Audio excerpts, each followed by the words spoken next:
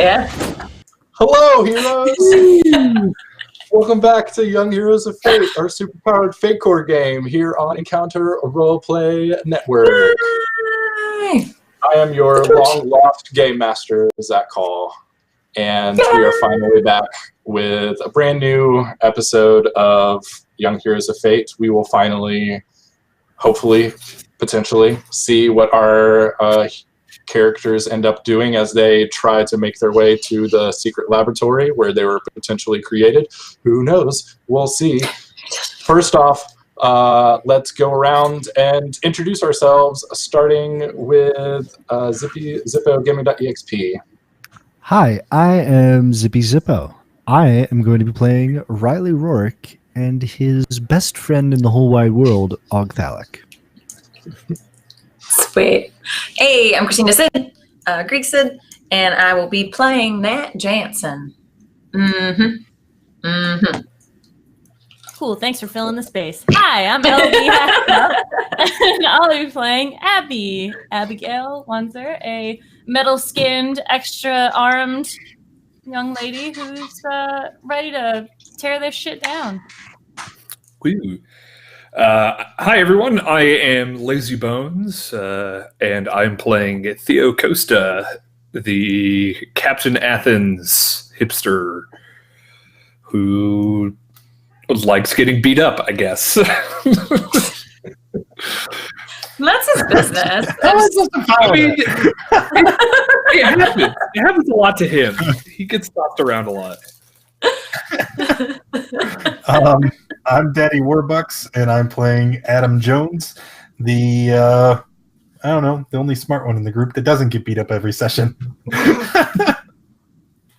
Yeah, potentially true. Potentially true. Let me roll through our illustrious sponsors really quick, and we can get into our game. First up, as always, Fantasy Grounds, the channel's virtual tabletop of choice. All of the beautiful roles, and maybe our first map of the game will be used tonight using Fantasy Grounds. You can try out Fantasy Grounds for free at fantasygrounds.com. If you end up spending any money there, tell them we sent you. You can also get all of your miniatures from Wayland Games. You can go to waylandgames.co.uk, get a huge range of D&D Warhammer 40k minis for 20% off if you happen to not be like us and occasionally play games with real-life human beings in person. And then you can also always check out our sponsor, Tabletop Loot. They sell incredible dice, and you yourself could win some of that incredible loot. If you go to twitter.com or the link in chat in one of our mod posts, just click on that link, hit retweet, and if we get up to 20 retweets, our mods will do a great job and give one of you viewers a free set of dice. And you can, that retweeting thing is always great. Helps to spread the love on the show, gets more viewers in here, and more chances to win dice.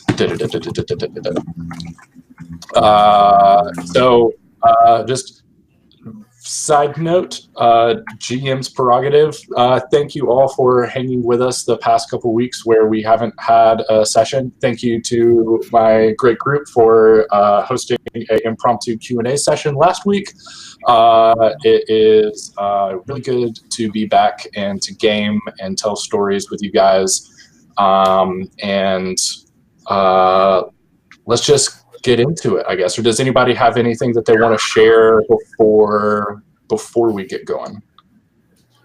Once, twice, no. Okay, cool. So a month ago, when we last got together to play, the group has through some subtle hacking and DNA work and testing, they have discovered that there's a secret lab outside of their city that seems to be the place where their powers might have come from, or at least where the fog that gave them all their powers came from. And when we last spoke, our heroes were trying to figure out a way for themselves to be able to sneak in, and I think the main goal is to potentially erase their identities from the lab's computers, because it turns out that the lab equipment that they were using to do DNA tests on themselves was connected to this lab. So all the information was getting sent there. Oops. Ooh. So, so I think when we last spoke, the plan was for a few of you to basically create a distraction outside of the lab, and then use the powers of your friend Dylan, who can go invisible and basically like phase through walls and doors and locks, to use Dylan to get some of you inside the building. But it's up to you guys if you guys want to change that plan or go through with that plan. So, heroes, what are we getting up to? Did you say cause a destruction? Because that's what I feel like Og and Theo are going to get up to in front of the lab. Free and slip. I kind of assumed. I guess I assumed the distraction was some form of destruction. So if I did say destruction, it was happy coincidence. It's going to get real rowdy. Amazing. So I guess what we need to figure out is how are we all going to stay in contact with each other? Because if we're splitting the party, which is what we're doing, not saying that we shouldn't do this, but The it is best what we're idea. doing. Oh. We should be able to keep in contact with each other. So, like walkie-talkies? Because they might not have cell service. Well, we also have a interdimensional link between Riley and Nat. So if anything really goes down, she'd be able to sense it. It's kind of That like works. Spidey sense. It does. I mean, I might want something more reliable. It seems like the only time that really happens is when, someone's about to get eaten, and maybe like we want to know what's going on between OK and people getting eaten. I don't know. Just a thought. Plus, you might need it to work the other way. I Yeah. can sense when she's in trouble just fine. Walkie-talkies are like $20. Walkie-talkie sounds great. Or- Yeah, let's do that. Yeah, Let's I do mean, it. totally. If anyone wants to spot me a 20. If I'm actually going to have Theo or Nat or both of you roll a resources check for me. Okay, resources. Hey. That is a 0 for me. -2. Cool. All right, I rolled a 1, and I have actually pluses to that. Let's see my resources. Da, da, da, da. If I can find resources on my character sheet, hey, that would be a 3. 3. Nat, you know that there's actually a set of high quality walkie-talkies here on school premises, because you and the other team members that help do parking in the mornings and afternoons and around game day for the sports teams have to keep in contact. So there's a set of walkie-talkies in the administrator's office that you guys can procure if you choose to, or if someone has cash and wants to make a run out to Radio Shack, you can also do that. My dad's the district manager of Radio Shacks around here, so Well, there you go. You can also, there might be. There would have probably been walkie-talkies or radios. Yeah, I should have thought about this. Maybe it was Abby's fan called might have. USA. I don't remember, but it was Mike- one of those that like, they're going out of business real soon. Everything so will my car's go. still dead. My car's Abby, still you dead. might have an- so- Oh, there's If also my- the question of like transportation of how you guys want to get out back to the area. Up to you. So are we going to a Radio Shack, or are we just going to go swap them from the admin's office? I probably should. Well, wait. What time is it? Still late out? Is it still super late? Yes, it is. It is nighttime on Saturday. So if I'm recalling correctly, so you guys still have tomorrow of conceivably the school building still being empty. Don't worry, guys. I'll give us the radios.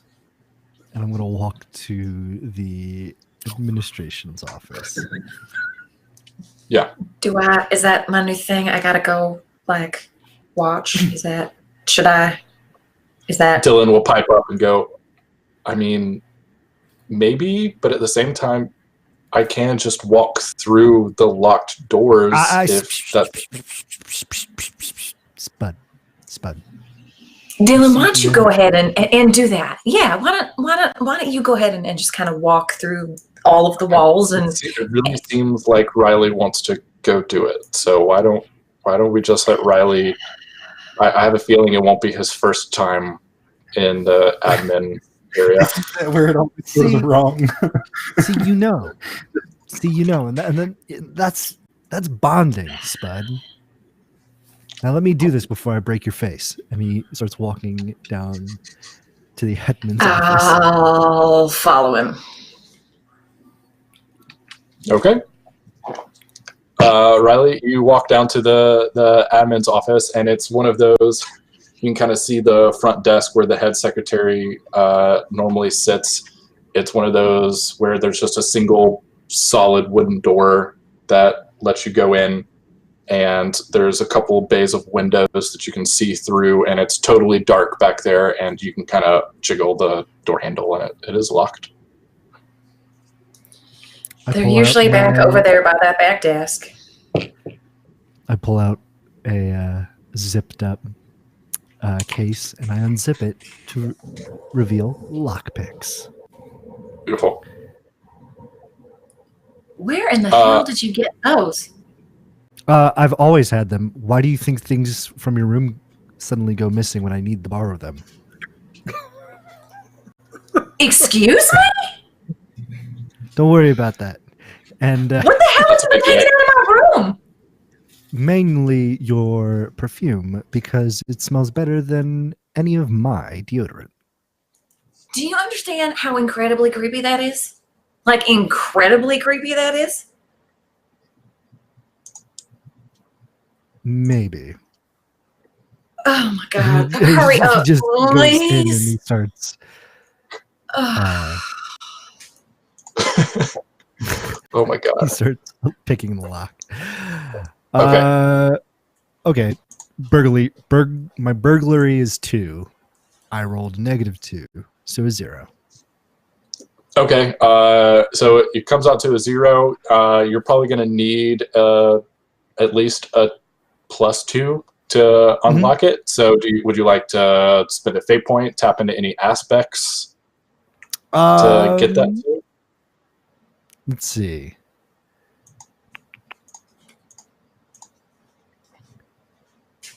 Oh, I have a consequence still on my sheet. Is that gone now since it's a new session? Potentially dangerous. Nope, that is still in play at least until the end of this potential scene. So it'll probably be gone by the time you guys leave. We'll spend a fate point to tap into delinquent teenage supernatural host. Yeah, To delinquent reroll. teenager.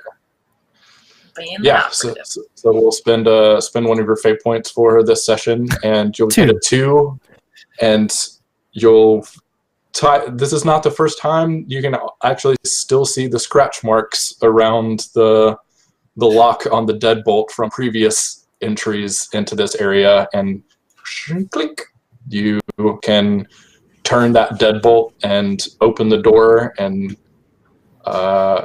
this area is yours to do with what you will. They're over there. There should be 4 of them. Riley goes and picks up a couple of the radios, and he checks the batteries and sets them all at the same frequency.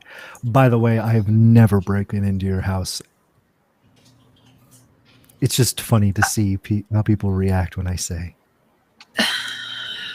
I really honestly don't know which one to believe at this point, so okay. He hasn't. I can read his mind. Why am I more inclined to believe the extraplanar being at this point? What do There's I have something to wrong lose there. from Riley? Exactly. Well, all right.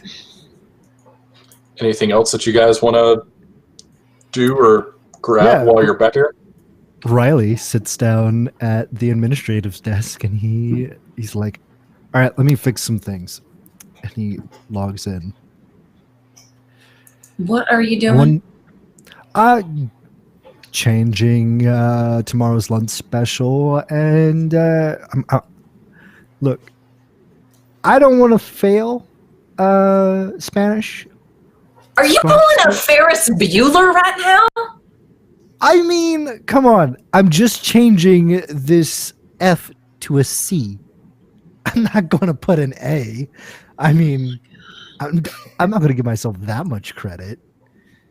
If you just went and like spoke to Mr. Anthony, like it wouldn't be a big deal. Like you could do some extra credit and I don't know, legitimately raise your score.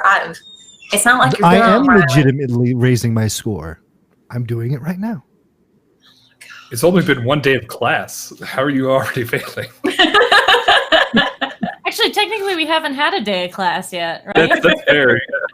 I've had summer school. Summer scores. Yeah, summer scores. All right, so the Riley also possibly not the first time he's logged into the administrator grading system, and we all have flashbacks to that classic 80s movie as he deletes his F and bumps it up to like a C minus, like somewhere in that range, just to get passing. I wonder if I should change a few others. I mean, this is a transcript. Nat, Riley, while you're in there, you actually see some of the notes from your guidance counselor that's kind of like ready. It seems like she's already just kind of been preparing for your potential college applications, and she is diplomatic, but maybe depending on where you're wanting to go next year, if anywhere at all, you could possibly make some improvements on that score. I see. She's got words, so I got some words too. By the way, I am a massive cow who sits on her ass all day and eats bonbons for the past 4 fucking years. I say it's a glandular problem, but it's not. I'm just a lazy fucking bitch. You about done? Save. Yes, I am. He leaves. He does grab some excused absences slips on his way out. He sees them laying kind of like by the attendance officer's desk and just grabs a few and pockets them. You never know when those might come in handy. You are quite the optimist, thinking we're gonna get to a point sometime soon where you get to use those. Why, you think we're gonna die? Let's just say I don't anticipate that we're just going to get to going back to school anytime soon. Look, you gotta just, keep an open mind. No, we're not going to go back to the way it were. You can control people with your voice. I have an interdimensional being. My dad killed my mom. And I've destroyed a lot of shit. It's not gonna go back to the way it was, but at least we can improve on what it might be. Yeah. What are you worried about? I think everything you just listed is pretty fair things to worry about, Just saying. You did If just I worried kind of about eat me a little while ago too, so there was that. I didn't. Yeah. Og did. He's been very hungry. I've been telling you guys. And if I worried about every little tiny thing, my hair would be almost as white as yours. Well, you know my deep dark secret, so.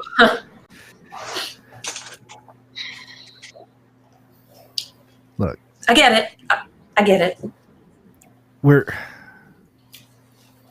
You're going to make it back. The hell does that mean?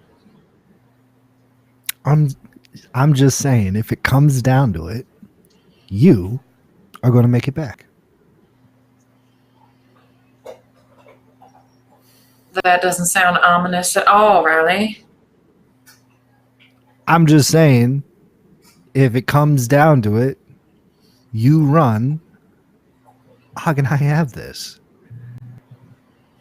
She just walks up to you and just puts a finger in your chest and says, "You're not going to play the fucking hero. Do you hear me? None of that but I shit." will play the monster.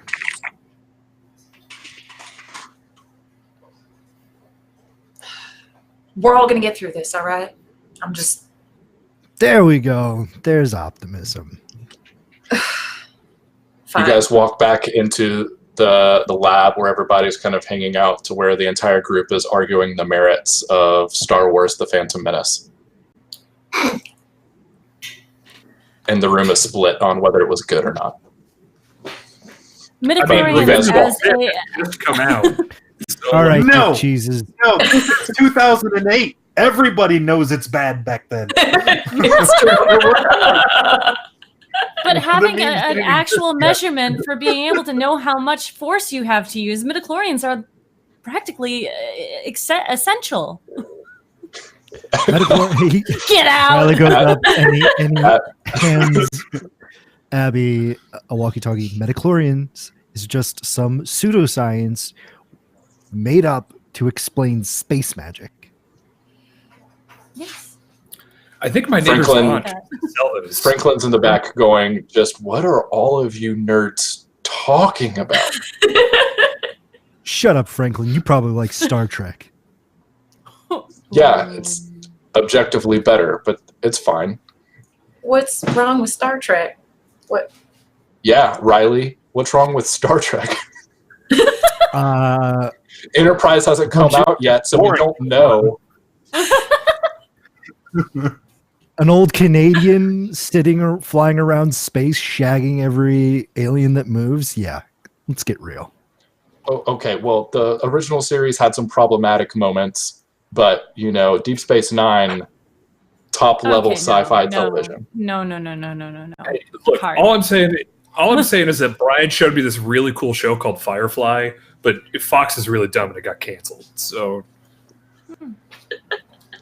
Yeah, that's the only show that had no sound in space, right?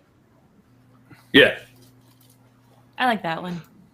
All right, so 15 minutes of nerd television talk goes by before probably Nat kind of tries to circle the wagons and be like, hey, by the way, we have walkie-talkies now if we want to go, raid the secret laboratory where superpowers are created.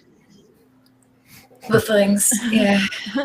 Oh, So- And by the way, guys, we got to make it back because I just changed tomorrow's lunch from meatloaf to anchovy pizza.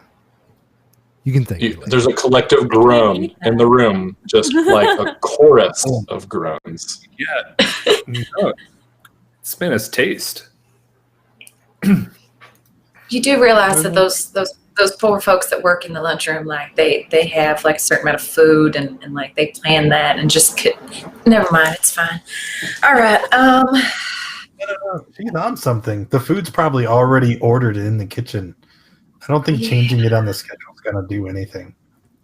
No, Wait, it's just gonna make it Franklin pipes up and is like, wait, does that mean that there's like a whole sheet of that like square pizza in the cafeteria right now that we could go like heat up for dinner or something like that? Because I don't know about you guys, but I'm like starving, and that sheet square pizza is honestly like the best garbage they feed us here. I have vegan protein bars in the fridge. Yeah, nope.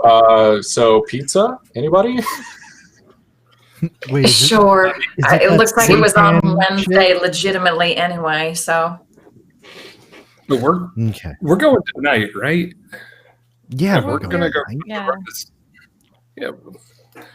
Look, oh Franklin, can you I stop thought- thinking with your stomach for 20 minutes, my guy? Come on, we got a job to do. oh, we are going tonight. Like right now? Oh, okay. Yep. Right Get your now. affairs and orders. Hopefully, you contacted your lawyers, gotten your wills. I'm just joking. Okay. Yeah. Uh-huh. So, Riley, are we just going to beat the shit out of each or I suppose Og, are we just going to beat the shit out of each other in front of the how good of an Yes, actor Abby? are you? If we go tonight, we might not need a distraction until like later. So we should probably have you guys wait, and then if we need you as a distraction, you can be one. But since They would there's have not more gonna- guards at night Why? because nobody who works there is there. So they would need guards to protect what's like locked up, right? More security. I at think night. I'm more worried about the people who are locked up. You think they have people locked up in there? That's what you They- just said. No, They no. threw What I'm saying is the experiment- scientists, right? They threw experimental gas into an open field with a bunch of people. I don't think that they're above locking people up or having people who work for them have been tested on this. So Then we'll I'm liberate them and they'll join You think- us. You think they've got like guinea pig people in there?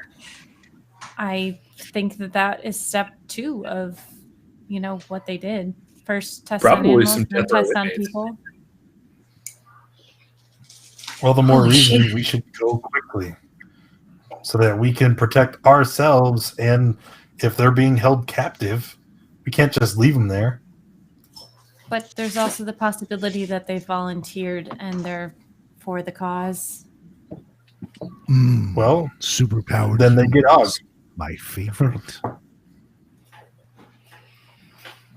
Dylan's we gonna okay? speak up and say, "Hey, do you think there's gonna be like a messed up Gambit from that X-Men movie last summer that we're gonna have to face? Because I don't. This seems like bad news." They ruined Gambit, okay? They ruined it. I like Yeah, his can we just not accent. talk about that again?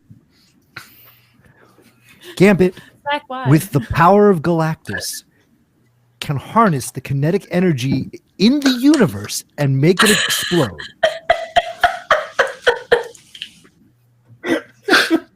Riley think is about it. so into Side note, comic books.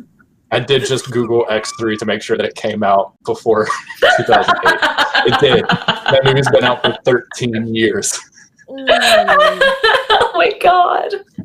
Oh, Riley is a comic nerd. He has a bunch of comics in the bunker. So That's true. Oh, that's true. And now Adam has them, doesn't he? I think I left him there. No. Oh, okay. Yeah. So, how are we going to get there? I have an idea. Does anyone else have an idea? My cars. But I have an idea. I don't think you're gonna like it though. Yeah. It Is this when the director cuts to black and it like you guys show up in the middle of whatever Adam's bad idea was? What do you mean we're taking a Zamboni all the way there? We could walk faster. that'll why did you hire a hot air balloon? We can tell where it's going. On a Saturday night. The young hero's battle blimp. It'd be like cut to black when Og and Theo are just leaping across the city, and we're like dangling on the shoulders, like ah! You're right. That would be a bad idea. So what's your actual bad Yeah, idea, what's your Adam? idea? That was it. That was the bad idea.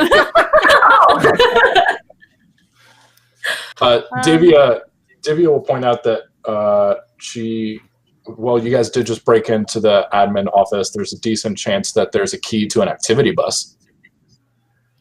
Ooh. That's very I true. mean, fuck it. I'm already Riley. wanted. Riley runs back to the administration building. Do I got okay. Eyes on you. So Lord of the Rings was pretty good. I don't think anybody will disagree with you. No.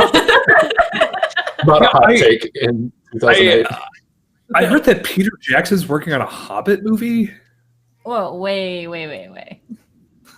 Yeah, no, well, I heard a rumor on the internet. Yeah, well, people lie. So Yeah, it's probably not going to be very good. No, they'll probably do it in like 3 parts or something, and it will just Yeah, be terrible. just Okay, so eventually Riley and Matt will return with buses to activity bus. They are not totally labeled, so well, I guess they probably have numbers next to them, so you can find out like which you're not sure which number correlates to which bus, but once you get out to the bus lot, you'll be able to know which bus it is. well, I Riley guess realizes that he could just hotwire the car or the bus. But we have Yeah. kids, so. Yeah, well, and Divya could do that too. I mean, she could probably just ask the bus to like drive us wherever we wanted to go at this point. But Does I mean, if she's pretty pleased. It's not like driving a car, is it? We're talking So like I mean- activity bus, right? Like not like a it's like a van. Yeah. like a van. Oh, Yeah, you can get one. I'll let you guys like take one of the like smaller, shorter activity buses. It won't be like a full mm-hmm. CBD license necessary bus. And we did go into the theater room and take masks. Okay. Like what kind of mask are we talking? Like just like Shakespeare, like sad, happy masks, or okay, so like Dominoes. Robin from Batman and Robin. masks. Yes. Yes. I grabbed a Capitano mask. I'm just going to assume that we do Commedia dell'arte here. So I got the Capitano, the mustache. There might be like a phantom mask. Like maybe there was maybe the senior class put on a production of Phantom of the Opera a few seasons ago. Riley just manifests Og's mask over his face. Nice. That works too. Cool. Do you have anything that'll like fit over my hair? I don't know. Hold out the gas mask. Let me try something real quick. And Theo focuses really hard, and the lightning comes down, but instead of the open-faced Corinthian helm, it's like that really cool closed-faced helmet that you can find like once in Skyrim, and you'd spend the entire time. The Imperial helm, but it has like the cover to the face and just the eye holes. Okay. And there's only like one of them in the entire game. An idea from chat is there is a production of masks, or not masks, I'm sorry, cats going on. The drama one is having to do it. So if someone wants some face makeup or something like that. Cats. No. If we did Phantom, there's all the masquerade masks, so That's true. Sure. Feathers. Yeah, just everywhere. Mm-hmm. And I've been corrected by chat that there is no such thing as a smaller activity bus. So as a school district worker in chat, so just you can blame Drake Finney. Thanks. And they're not that different. You don't need it to be like fan, Good thing like, the NPC gets to do it. that's true. You think True. Riley's already on the bus.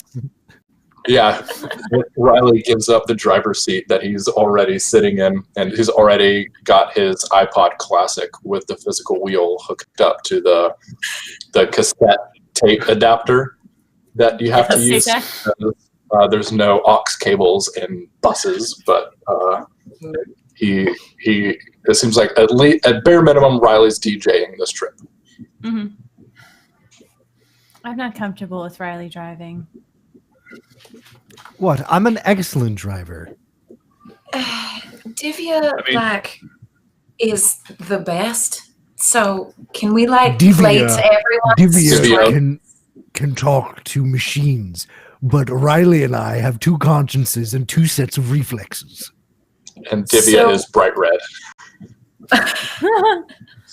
She's like, oh. Not just you also chose to break into an office that we have someone who can walk through walls to do. So we all have our strengths. So let's all play to our strengths. Divya is really, really, really good at this. And you and Oxalic are really good at other. I think that they want to say that we're good at smashing things. We are good at smashing things. This is true, Og. But we're good at other things. Like, I don't know. Do you know how to dance? Yes. So we can continue with this conversation after we get Divya in the driver's seat, get into the lab. That'd be great. We can keep going. Div, you wanna do that? Yeah. Give me like a minute to I might do a couple not spins, that would be bad. A couple of rotations around the parking lot just to practice. This thing has a pretty wide turning angle. Sure. Sure, donuts. No. Donuts Trial on by purpose. fire. We're burning nightlight for the here. across the city. That seems like less hassle than this right now. it was a good idea, but maybe less conspicuous, more inconspicuous. Well, I mean, Og is mostly black and it's nighttime. It's true. I was born from the void. Wait, so am I driving this thing, or am I not driving this prefer thing? to be in a car. Does Drive. No, we're doing this. We're doing this. No, Yeah. we're doing this. Okay. Abby gets in the bus thing and sits in the front seat. Same where you were at the beginning of our game. Mm-hmm. Okay. Riley sits You guys have in the back. Full bus yourself. It's one of those buses that has the 5 seats kind of along the back. There's no aisle, so you could literally lay down and take a nap if you wanted to. But everybody piles in. I'm assuming, unless anybody's like purposefully sitting out. Does last second anybody need to grab before hopping in the bus and making your way downtown? I'm gonna throw some of that theater makeup in my backpack with all the other pilfered shit. Okay. Franklin comes out of the cafeteria with like an armful of candy bars and bags of chips. Abby's gonna Good plan. grab probably a couple flash drives just in case.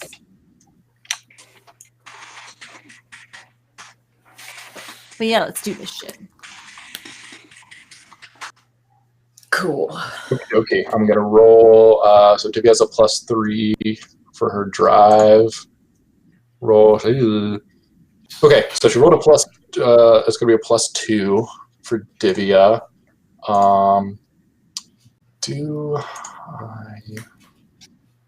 No, she doesn't have an aspect that I could really tap into.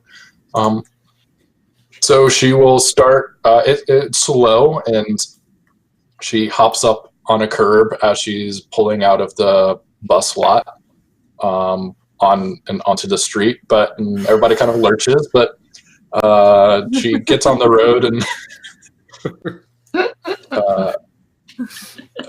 you're on your way. And it'll probably take, unless Divya picks up speed on the highway, and I think these things top out at like 55 anyway.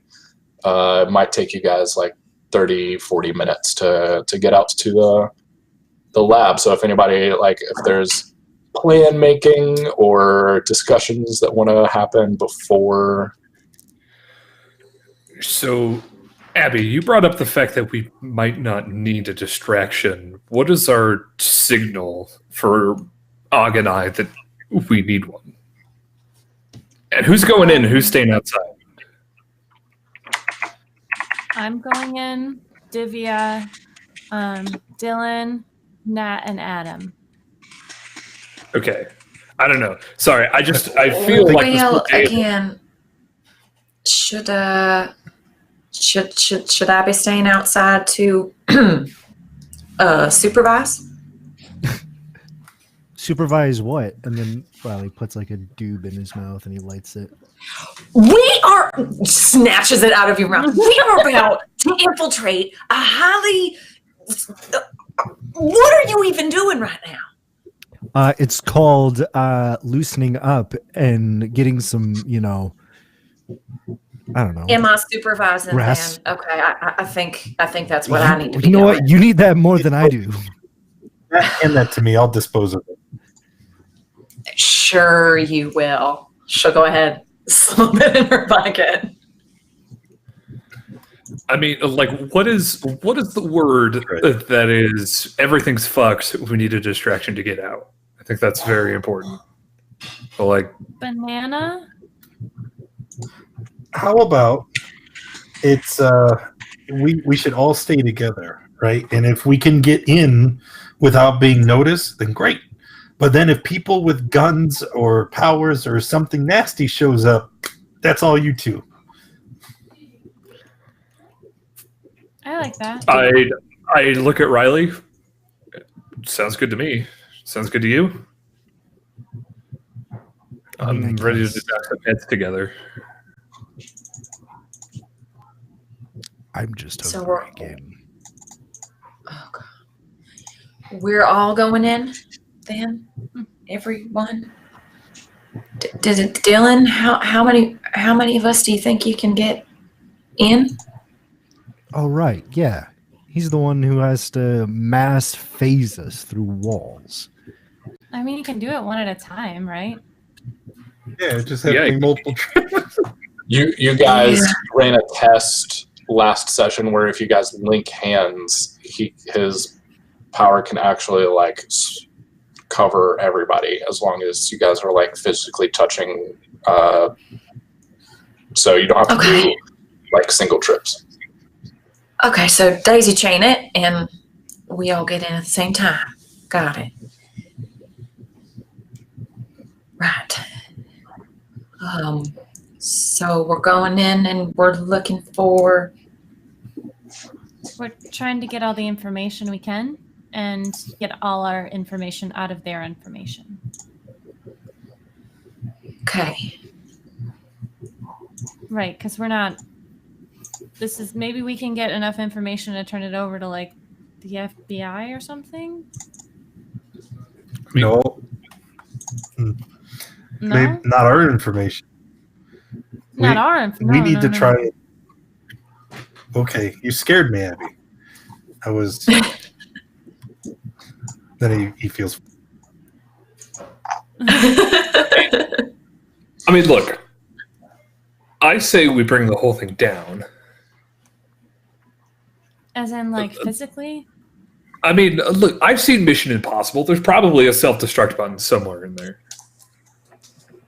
Or we can go and take out the support beams. I mean, that too. Abby and Adam slowly point to Adam. Yeah, if we want to destroy it, we can make that happen. And I pull out the Molotov cocktails and hold them on each side. Oh shit! I forgot about those. Riley looks at Nate. Oh, so you take my doob, but you let him have Molotov cocktails. The Molotov cocktails are just in case. They're not a right now. Okay. Maybe she Yeah. just trusts him more than you. Another one. Snatch it. I now have two Oh. dubs in my pocket. Just, for the GM's benefit, I have two dubs in my pocket now. I hope we don't. Noted. Molotov cocktail. Oh, my pants on fire. What's the smoke? Mission failed. Get it next time. It's like GTA where you accidentally drop the grenade at your feet. Oh, So we all go in together and get as much information as we can, get our information out and bail. Yeah. seems good. Okay.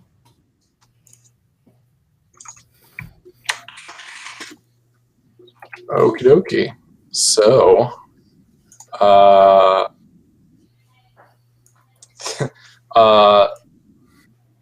I'm gonna roll again for Divya. She gets you guys, and she starts to kind of pull the bus, or like slow the bus down in the middle of a 2-lane road, which you guys look out and you see the entrance sign for the park where all of this started just like 48 hours ago. And she kind of looks back down from the driver's seat and says, does anyone know where we're actually going at this point? Should I just drive? Like, should we park here? Should we drive somewhere? I think we should maybe park it in the parking lot and then walk. But if we park it in the parking lot, won't they see the name of the school? Activity bus? The parking lot of the park, you mean? Mm-hmm. Sorry, of the So park. I get up out of my chair and I could just kind of hop on Riley's back. All right, come on, dog. Let's go. Adam, get off me. And Riley throws him off. Don't worry. Come on, man. I'll take care of the bus. And Riley shifts into Og and picks up the bus and starts carrying it like a plank. Oh my god. Oh my god. Oh my god. Oh Wait. no. I read Y'all on chat the for bus 5 now? seconds. So wait. I left you guys for 5 minutes. Well, they're Og trying to find a way to. They're trying to find a way to where to put it. So Og's Yeah. gonna go put it in the forest, but he's gonna lift it up so it doesn't leave tire marks. The Okay. bus. The Is whole everybody bus. still- The entire bus. did Og let everybody get off the bus, or is this just? Oh, yeah, no. Okay. He's waiting for everybody to Yeah, get. Okay. he's Okay. like, I got Point of this. order: Divya parks the bus like somewhere inside of the park, and everybody gets off with all of their stuff, and then Ogthalic carries the bus into the forest so that it's not easily seen and there's no tire tracks. Did I caught all that? Is that right? He Okay. breaks a couple trees and he piles it up to make it look like a bush. There. Okay. Now it looks like a wonderful shrubbery. They have shrubberies where you're from? No, but I've seen shrubberies. I'm not completely ignorant. Luckily, Elizabeth Academy is like one of its main colors is like a dark green, and because it's an activity bus for this school, it is in school colors. So you think that sure, maybe it's dark. There are. I will say there's one solitary lamp in the parking lot that is on, and it is kind of shining over the tiny little brick outhouse where the public restrooms for like a public park are. And it's, if you guys want to stay away from that, you can if you want, but there's a little bit of ambient light. It's like the only light around. How far away is the light? Yes. However far away you want it to be. I mean, probably like 100 feet, 120 feet. Og picks up Adam. Take care of the light. And he throws Adam at the light, Oh, Jesus knowing Christ. what he can do. I'm assuming I just kind of like smack into it. Jack, There's a sickening can someone crunch flip that noise real as quick? it obviously breaks something. What? He's invincible. And he absorbs energy. We're But trying it still hurts. Aside Why are you from, such an like, asshole? bodily harm, like we're trying to be really quiet. Adam. Well, anyway, Okay. Adam can. Adam, do you catch the light pole? Do you ding into the light pole? I would say he just kind of like smacks into it. Oh my God. There's a distinct breaking noise as he cracks a rib, probably his leg, Oh shit. and they just You kind like of Wile E. flumps to the Coyote that ground. shit. Mhm. That's You just right. like both like arms and legs are like outstretched. Yeah, blood gushing from a nose. Oh. Amazing. What did I Abby's miss? gonna go over and try and help him. By the time you close the distance and walk up, I've already recovered and am standing up and zapping the light. See? He's You could resilient. You could just ask him to walk over and do that next time. Yeah, but he got there It's faster. fine. I'm okay. Look. And he picks up like a bench and he tosses it. He got there faster. Okay, like, shh. I really need you to focus in and use your inside voice right now, okay? Inside voice. Or just Inside? so far. That too. All right, I will use my inside voice. Thank you. All And please stop throwing me things. Not a thing. So, you guys know the general direction that the fog came from. Mhm. So, are you guys just like hoofing it on foot, Mhm. go around the lake? Yeah. Yeah, I guess so. Someone do a Can I dry Go ride? through the lake. Yeah, can I say that there's like racks of canoes for rent? Yeah. You know, like people, people can rent a canoe to paddle around the lake on. Sure. There's probably at least one of those pedal boats. Hey, battle boats. There's like 2-person like bike pedals, and just like can do one of those if you want to. But there's plenty of canoes for everybody. Paddle boat. Those things suck. Come on, have you? No. I love them. I get a canoe. How deep Or- is this lake? I don't know. Like not Loch Ness deep, but not About 300 feet. sure. 300 feet. Yeah. Okay. Og just starts swimming. Okay. He's doing a little doggy paddle, and then he goes Okay. underneath it. All you see is his 2 horns break the surface. Okay. Maybe a paddle boat's kind of loud, like Adam said. So All right, fine. We can canoe. I just thought they're probably need fun. to take 2, right? Really?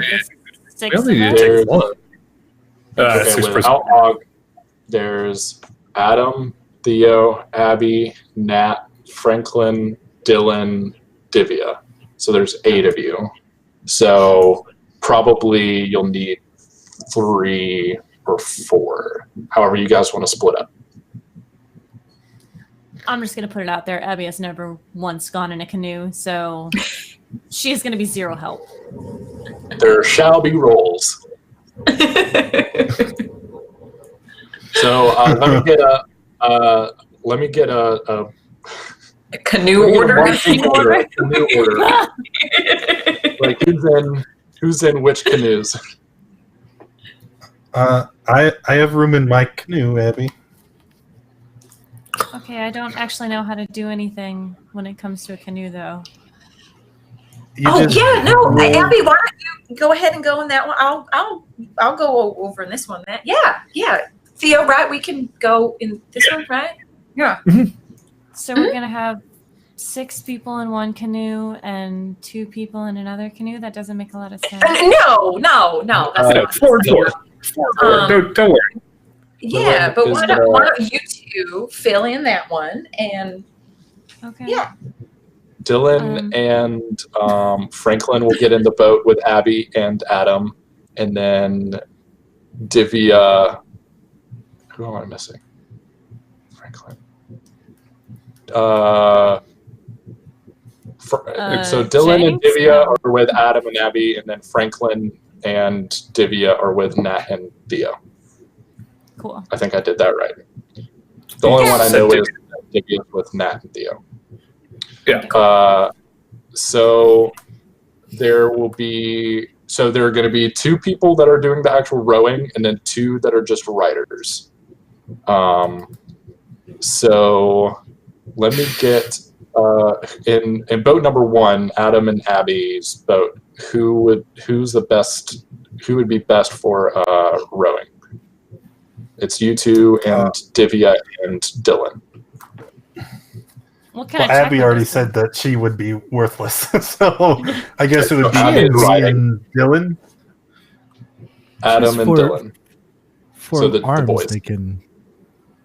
They're points. They're not going to have any. You just tie oars onto them. Yeah, there's no drag. You just tie oars onto them.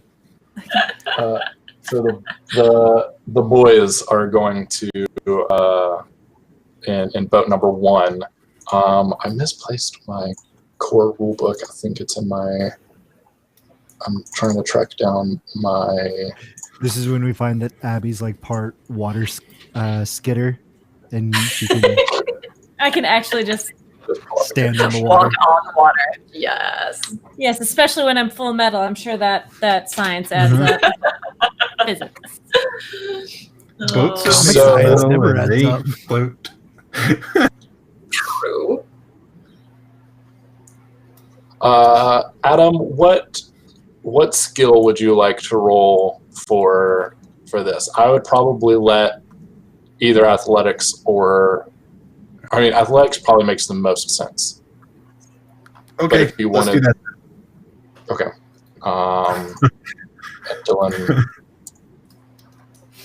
Dylan just rolled himself a +1 Woo! Hey, Dylan. All right. with Damn, zero bonus. 5 for Adam. Awesome. So you guys a combined He's very 6. motivated right now. Yeah, it's mainly Adam doing a lot of the speed, and it's then and Dylan's kind of there, but he's not fucking it up. Like he's everybody like they figure out a rhythm, and everybody's good to go. Abby and Divya just sit there and try to not move their center of mass very much. And then who in boat number 2 wants to roll a athletics roll? Theo will hop on. Theo should probably do that. Can I make it physique? Or Yeah, probably.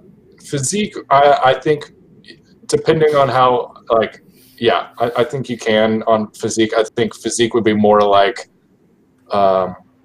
against you a could go a current? long distance, or against a current would probably be more physique. But Right. I'll let you roll it. There's no sense in. I mean, your athletics is probably pretty good, right?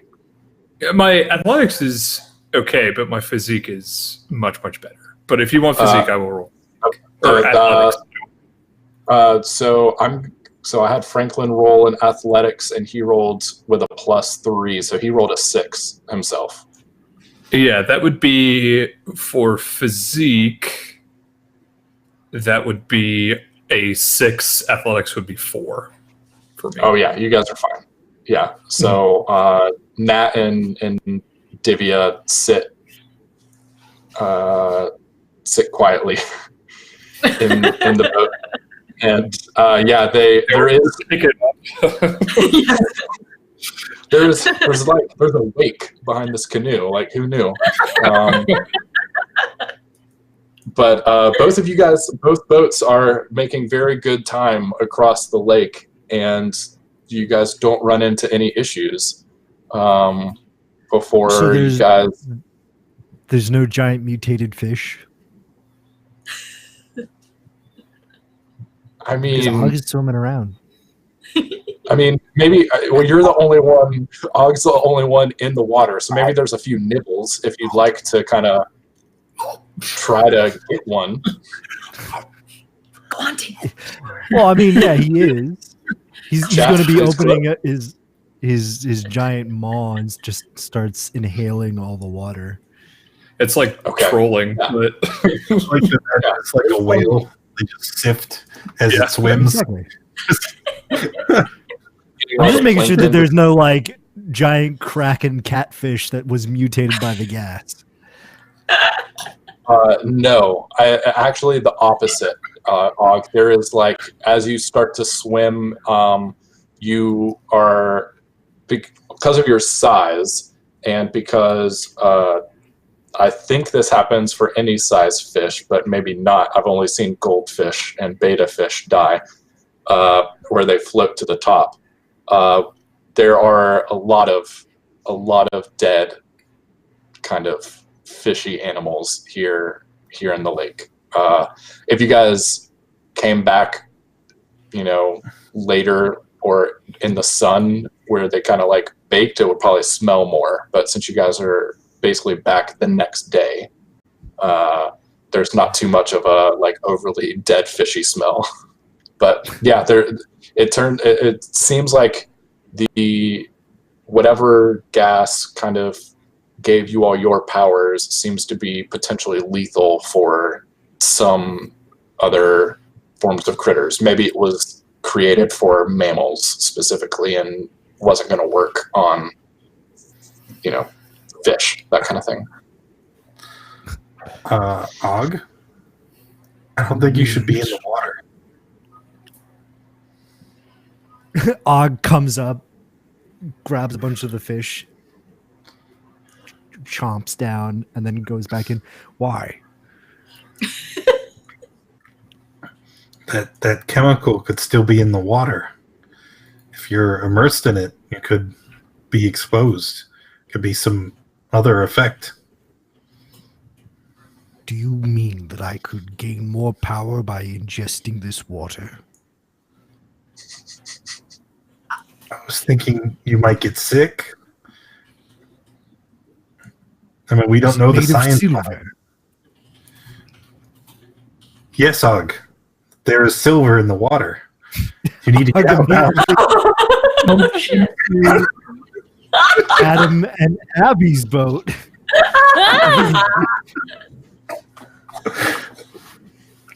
I would like everybody in boat number 1 to no. roll. What am I doing? I'll let you roll either physique or athletics. Anybody good. in This is gonna be great. anybody in boat 1, because -3. Shit. Ooh. Ugh. -2. Yeah, -2. So that's a 3 for me. okay. Is that a minus two for you? Dylan rolled a straight 0, and who else is in y'all's boat? Dylan? Dylan rolled a straight Dylan. 0. Divya. No, Divvy's in our boat. Yeah, have I counted Franklin? Divya twice this whole time? No, Yeah. Franklin's in their boat too. There's only 3 NPCs, right? Okay. Yeah. Yeah, okay. So I've just counted Divya twice then. So Divya's in boat number 2. It retcon. was just the awkward boat ride with Adam and Abby and then Dylan being And there. Dylan. Yeah, Dylan doesn't even get any kind of like weird vibes that he shouldn't be there. Third wheel. Riley, what did you roll? To get Og up is on the one the boat? getting into it. Oh, yeah, I'll roll. Or, yeah. You guys Athletics? roll. Yes, it'll be athletics to get onto the boat. That's a 3. Okay, so you'll successfully get into the boat. Adam rolled a 3, and Abby rolled a -2. So it'll be just a wash. The boat is going to rock, and Abby, you're going to get kind of wet from Ogthalic kind of climbing in and just sopping wet coming out of the lake water. But you guys will stay upright on the boat. Og kind of like shakes like a dog would to send the water everywhere. I do not like silver. And if this is silver water, I don't want anything to do with it. Row faster, Spud Boy. I know, buddy. If we want to get away from the water, we're going to need Riley back. You're a little too heavy for the boat to go. I just want to be part of the group. You are, buddy. Hey, you are. We like you, okay? But we just need Yeah, Riley some of right us now. like you more than Riley, so. Riley's the best. Riley's the most wonderful human being ever. And you, Gale of Bees, you are a spider. And Og just transforms back into Riley. Amazing. So good. So now with all the boats have 4 people each, now that I can do math properly, you guys will go, or are you guys just going, I guess, like just directly across the lake? I mean, you guys saw I think I let you guys see where the lab was on a map, but just, I mean, you didn't know if there was any, it didn't have any on map roads to it or whatever. So, okay, cool. So you guys just kind of head straight across. Whoever is up front, probably Adam and Franklin, both hop out of the boats as they like kind of run ashore and drag the boats onto the beach and get everybody off. And you guys now kind of stand in basically you guys stand in the middle of a forest on the lake shore with only the moonlight above you. and a general sense of what direction to go. I'm assuming someone has like a compass, because either Abby or Dylan seem like the people that would have grabbed a compass before leaving. I bet Abby has the keen mind feat. Yeah, right. I always know which way is north. Hey. What a trash feat. I don't think I would let that in my game. That and Lucky. Always know which way is north, and you can Lucky perfectly is recall cheating. anything that's said to you. I would be fine if it was just like, you know what direction it is, you always know what time it is, but then basically getting a free excuse to not write down notes because your character knows everything the DM ever told you. It's like, okay, well. Yeah. Well, feats are an optional thing. You don't have to It's play true. feats. I like feats as a home brewer because it lets me break 5e in ways I like breaking 5e. But not that. Yeah. Anyway, this has been 5th edition homebrew. This has been our Corner. favorite feats. Exactly. Let's go around to just share everybody's favorite racial feat from Xanathar's Guide. Shifting. Okay. So you guys head in the direction that who's taking the lead? Like, who's got the compass and knows what direction that you guys were wanting to go to? I have the compass, but Abby will not take the lead. She will point people in the direction they should be going. Okay, I so suppose who? Theo will go up front. Okay. Riley walks right next to Theo. Okay. Franklin will be kind of just pulling up behind you guys, and he'll kind of say, kind of quietly, would it be smart for me to like run ahead and like scout and make sure we're going in the right direction? How quiet can you be? Yeah, that's the question. No, I don't think it is. You know, in the X-Men, right, there's this guy, Trask, and he gets information on all the mutants, and he creates the Sentinels, and they adapt to the different mutants' powers, right? And what if these guys have their own version of the Sentinels, and then somehow they have a trap set up that would nullify your powers, right? It's better if we just stick together. He's the expert. You think That's actually thing? a really good Well, point. they have information on us. To be fair, they just got it like 4 hours ago, so implementing might be difficult. Getting this. What if they have like a factory of super autonomous It's robots? $1 billion, company. They could have manufactured it within the hour. Within the minute. Within the It- very it- nanosecond. Yeah, thanks, Riley. It's What? if Abby looks very perturbed at this. She's looking a little scared. I think it's just better if we play cautious until we can. Okay. And then when we can't play cautious, we play hungry and eat. That's right, buddy. All right, so you guys are sticking together for now and not sending anybody out ahead to scout. Good idea. The GM said That's the person. sarcastically. Sarcastically, not sarcastically, who knows? I know that book. You guys will march through the jungle for about 30, 45 minutes. And it's kind of slow going because it's dark. As soon as you guys kind of get under it and into the trees, the moonlight has a tough time breaking into where you could see the ground. And so every once in a while, you're stumbling over tree roots or having to kind of sidestep over a fallen trunk, or you even come across like a small stream that everybody kind of has to hop across, and a few of you need help and just kind of like stepping over, and it takes a while. Og just shifts in and just starts picking people up and putting them over the stream. Cool. So Ogthalic You plays are Crane. probably not very comfortable with that.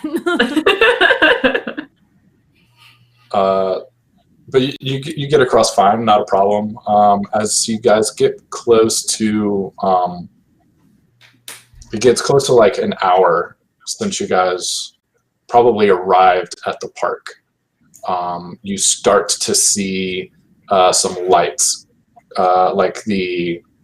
you don't see the source of light, but you just see like the general yellow-orange glow of artificial lighting as it kind of glows just over a small ridge, and you can kind of see through the trees. And as you guys kind of climb up and stay close to the ground and make sure you're not seeing standing or kind of sitting before you is you see a tall chain link fence with barbed wire at the top. You see multiple concrete buildings. Most of them, they're not very tall. It looks like all of them are single story, maybe 10 feet to flat ceilings. It's a very, very just rudimentary, very utilitarian. You don't immediately see anybody on quick glance, but you do see the lion symbol for Maine Industries that's kind of emblazoned on one of the sides of the largest building here in the compound. I pull out my sword and I start trying to cut through the chain link fence. Oh. Hold on. We would leave a giant hole. Og takes one finger and he like grabs it in one of the chain link fence and he kind of like lifts it up a little bit, enough for people to get underneath. The chain link fence, right? So yeah, you could pull it up. Yeah. You know. Yeah. Can be pulled up. Scurry underneath. After you. All right. All right, everybody kind of scurries underneath. Dylan, you're up. Og fixes it and then jumps over the fence. Okay. Hey Dylan. Yeah. Can you like maybe go invisible and look ahead? Ooh, question, DM. Yes. Abby question. Does he still give off yeah, right. Does he still give off a heat signature? No idea. Didn't test it. Dang it. Shit. I'm pretty sure you guys don't have like access to like IR cameras or anything like that in the comic. When people go invisible, they usually do still give off heat and energy signatures. Huh. Yeah. Curious and curiouser. So said anything. what was the so you guys wanted to see if you wanted Dylan to go invisible and look ahead? Okay, so I want to make sure I paint a picture before splitting the party. You guys have just crossed a fence. There's probably 60, 80 feet between the fence and the closest building. And the entire place is pretty well lit from exterior lights. There is some shadow right up against the building from where like most of the lights are attached to like the roof and of buildings, and they kind of shine down onto the areas around them. And there's maybe some dark spots in between the fence and the buildings. Most of the light seems to be immediately around the buildings, and you can kind of see there is some kind of central area in between the buildings where there's, lots of light going on. There are none of the windows give any indication on whether or not there's like active light or people inside. There's no like guard posts or towers or anything like that. Like, this isn't like a prison that people are breaking into, but there's not a lot in the way of places to sit and wait and hide in between the fence and the building. So I'm assuming that if you guys went into the fence, you guys immediately started darting towards one of the buildings to like a shadowy zone, unless you Shady guys spot? wanted to make otherwise. No, shady spot sounds good. Yeah. There are 3 buildings. Closest one seems to be the largest one, and it's about 60, 80 feet away from the fence. Which one do you think has the things that we're looking for? Could I make a lore check to see if I would know which one has the most scientific instruments in it? Because they take up space, right? So one would think they're in the biggest building. And Roll. I also make a lore check because are there like electric lines or phone lines running where we can see? That's probably where we would want to go, because that's a sure sign that they have internet connectivity. Servers might be there. Yeah. She got Yeah. a phone. Foe. Mm-hmm. For sure. 3. So both of you guys quickly take a look around, and you can see all the there are some wires connecting in between the buildings, but it actually seems that this compound seems to be running on generators that sit outside of the buildings. Each of the 2 smaller side buildings seems to have just one generator sitting just outside of it, connecting to it. But the main building closest to you guys has multiple generators hooked up to it, all kind of in this like one section, all kind of sitting into it. And it doesn't immediately correlate to size. So like, it seems like there's a lot of power that's being generated into this one building compared to the other 2. Those things over there, they make energy. Yeah. Right? Yeah. With all those generators. Energy. Well, we don't want to knock out the generators yet. We have to try to find the information first. Dylan, can you like literally go invisible and like stick your head through a wall and like see what's going on? Is that something you could do? Yeah, I'm pretty sure I can do that. And so he kind of like, you guys are up against the wall trying to stay in kind of a shady spot, and he just kind of presses his hands up against the wall and just kind of sticks his head through it. Kind of stays like that for a few seconds, and then comes back out. Yeah, so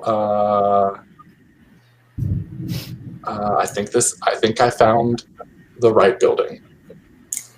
Yeah. Why'd you say this like is immediately inside of this wall it seems to be someone's office. Nobody's there. There's not a lot of lights on, but they're all like, it's blue lights, and I can hear a lot of like electronic stuff going on in the background.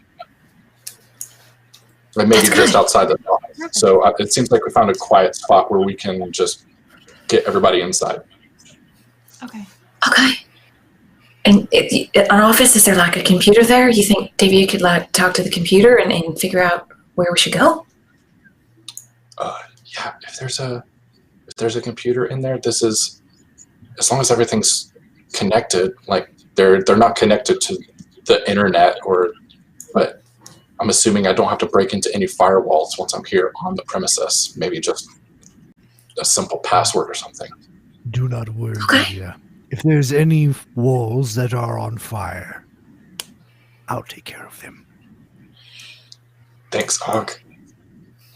That'd be very useful. Okay, so you guys are gonna phase in through this wall and go into the office. Oh, yes. Who's holding whose hand? Oh, good point. Og switches Yeah, back you to guys- Riley, really realizing that he might not be able to fit in that room. Good plan, also. All right, who's got Dylan? Um, Oh! I'll go up front and grab it. okay, so Abby and Theo get on either side of Dylan and grab their hand. We're gonna flying V this shit. Yeah, Divya can grab his hand train- because she was eyeing him earlier. Hey. What was that? I said Divya was eyeing him earlier, so Divya can grab Theo's hand. Hey. Okay, so Divya will kind of walk up and grab Theo's hand, and Franklin will grab Divya's Walk. hand. Abby. Then he turns around and grabs Theo's hand and kind of puts his All right, so Riley and Nat end up on the other side of Abby Mm-hmm. Yep. with Adam. Adam, Cool. come on, dude. Go hold her hand. Yeah. I do it. Come on. Let's go. If And not, Abby's no, just like, come on. I'd let go of Don't that. be shy. Come on. guys, we All gotta right. go. Come on. I think she'd really like it. What are you talking about? What? No, We're like no 5 way. feet apart from each other. Dylan just starts walking, and everybody feels this strange tingling sensation as you all kind of chain link through the wall and end up in a dark, dimly lit. It just kind of looks like an office. There's a small desk up against one of the walls with a laptop and printer. There's a bookshelf with the plastic, like hardbound notebooks. There's a couple PhDs hanging on the wall, but there are no lights or lamps on in this immediate room. But through a frosted glass window on the far side of the office, there is a blue light that is kind of illuminating the room enough for you to kind of see everybody's faces and see what's around. What's the name on the PhDs? Is it Yeah, that's one of Nat's parents? No, it is a name says Tilly Breeden.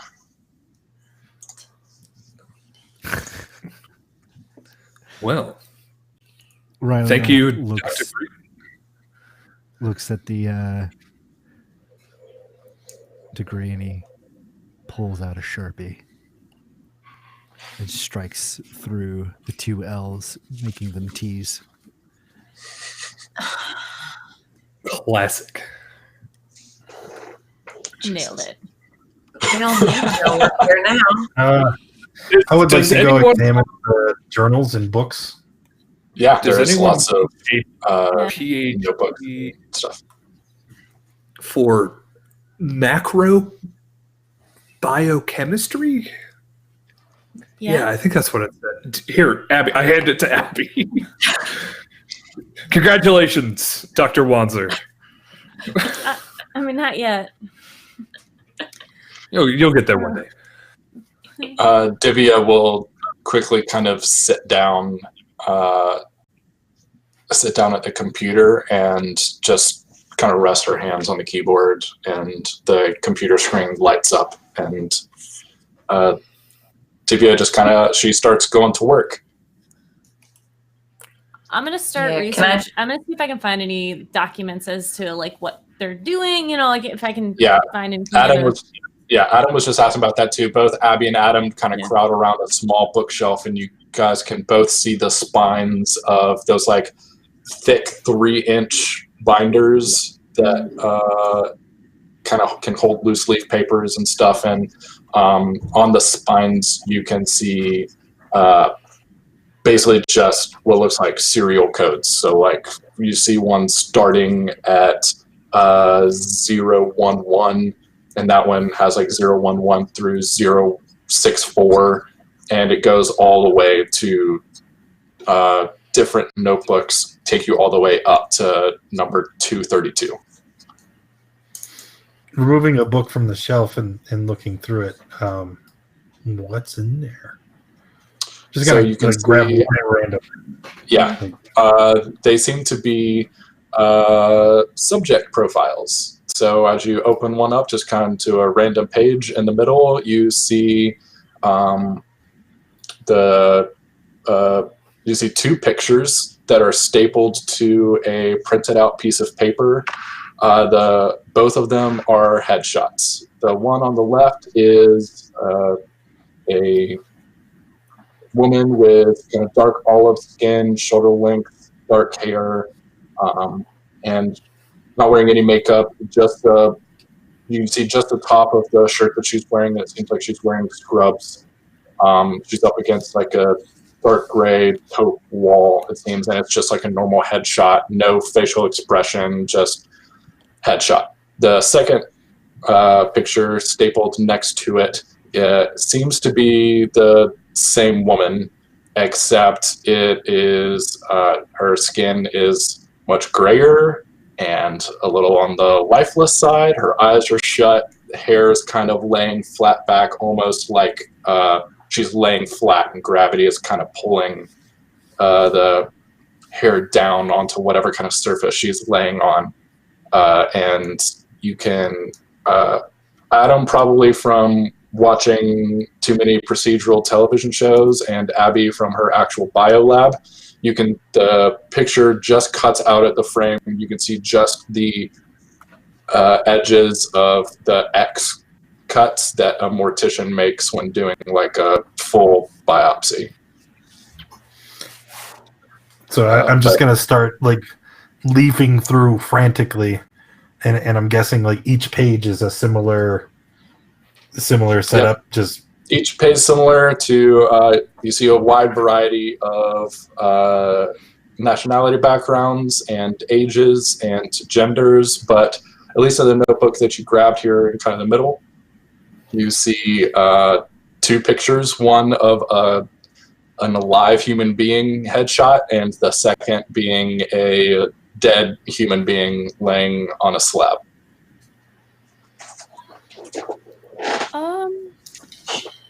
Franklin, while the two of them are looking at the notebook, Franklin is trying to kind of look through the frosted glass of the door, the office door, to try to get a better look. And he's like, damn, I can't really see what's out there, but I really want to know.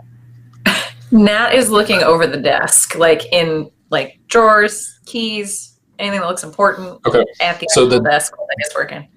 So the desk drawers are actually locked. Like there's a small keyhole like at the top.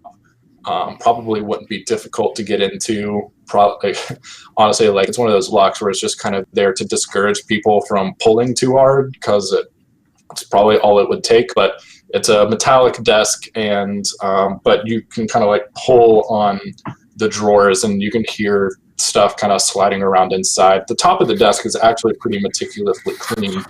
The only thing kind of sitting out is a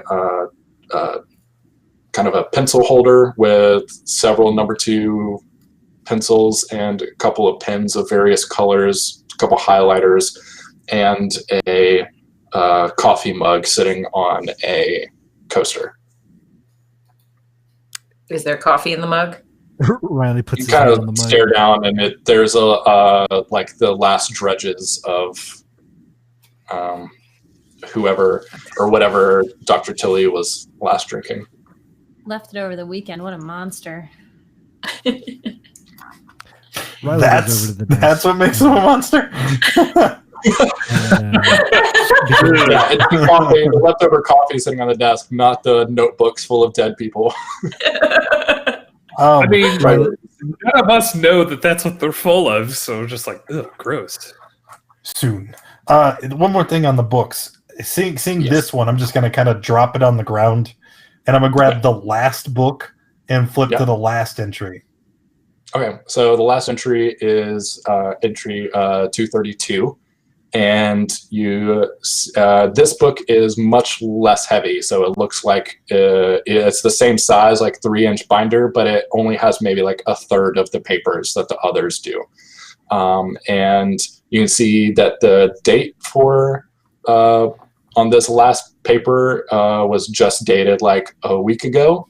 And it only has a singular picture of a young woman, probably somewhere in her, early mid 30s, very curly, bushy hair that's having to kind of like be pinned. It's kind of pulled back in her headshot. Again, no facial expression, just no smile or anything, just kind of staring directly into the camera. But yeah, this one was dated like July 27th, so just like a week or so ago.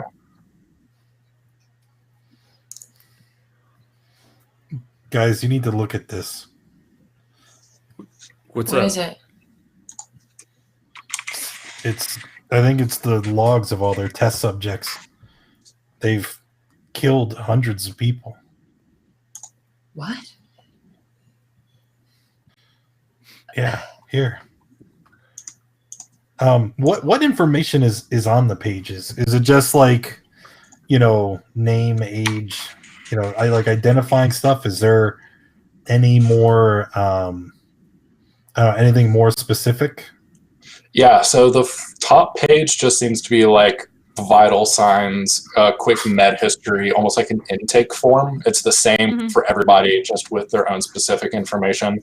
But once you go past that top page and start looking more, each profile essentially has the hand-drawn or handwritten notes of Dr. Tilley with several like unit numbers attached. So like each profile has like a unit 001 and then her notes on whatever that unit was. And on this most recent that you guys are looking at, her name is Katie Stone, Kaydee, Stone spelled the normal way. It seemed the notes just say for unit 001 began 72 hours after intake. After intake, seems to be responding, running slight fever, counteracted with IV fluids, leaving over weekend, keeping will watch via CCTV.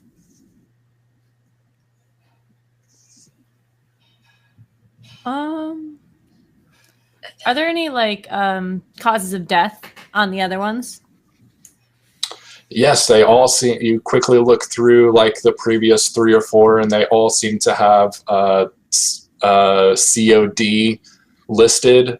But they're all for kind of various reasons. Some of them seem to be like they ran fever that was unable to be broken, and their internal organs just kind of cooked themselves slowly.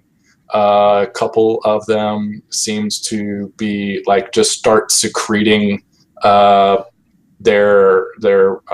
bodily fluids out of orifices and wasn't able to be replaced. A few of them, a few of the causes of death actually seem to be like self-inflicted. One of the pictures you can actually see the person's head has like huge gash, like head wound on it that has been kind of cleaned up through the whatever the post-death process is here in the laboratory. But all of them have causes of death.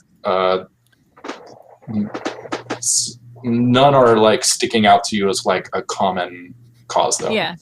So you guys do your thing. Abby's just gonna look back through her through the notebooks and find when the causes of death, from what she can think the serum is, when it's just natural causes or whatever it is, when those stop. Because if we took what they took, then we have a bigger problem on our hands. So that's what she's gonna do. Just go as far back as she can, starting at the end to see where they stop dying of the fever and that sort of stuff. Okay. Is there any personal information in their charts? Where did these people come from? Are they criminals? Are they kidnapped? There's a lot of personal information. There reasons for intake doesn't seem to be a commonly listed theme, but all of them, you can tell that it seems like a lot of them are coming in either with a prior illness or malnutrition are two commonly listed existing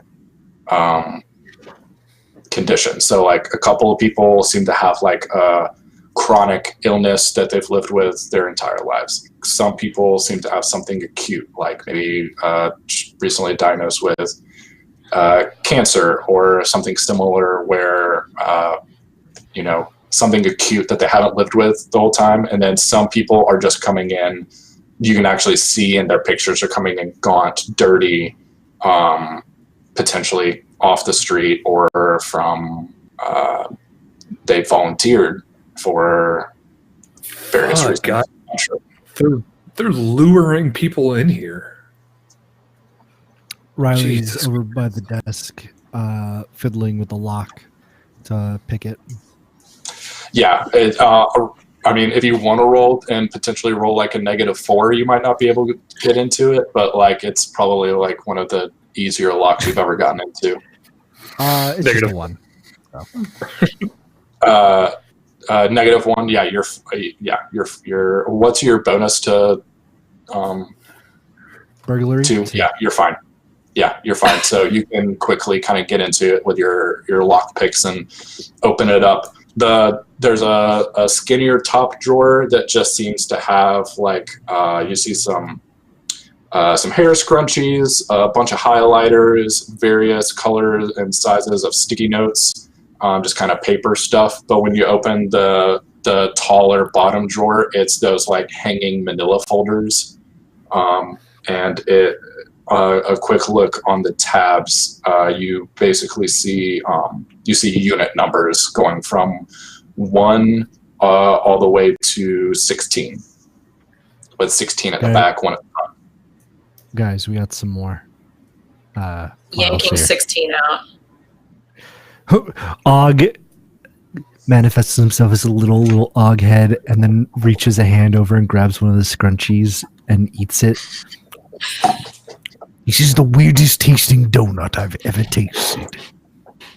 Yeah, don't. You do you. What's in 16? 16. This is super medical. You see several different medications listed, all by their full chemical names. Some of them you recognize just from maybe being in the hospital at one point, just really quick basic IV stuff, potassium, that kind of thing.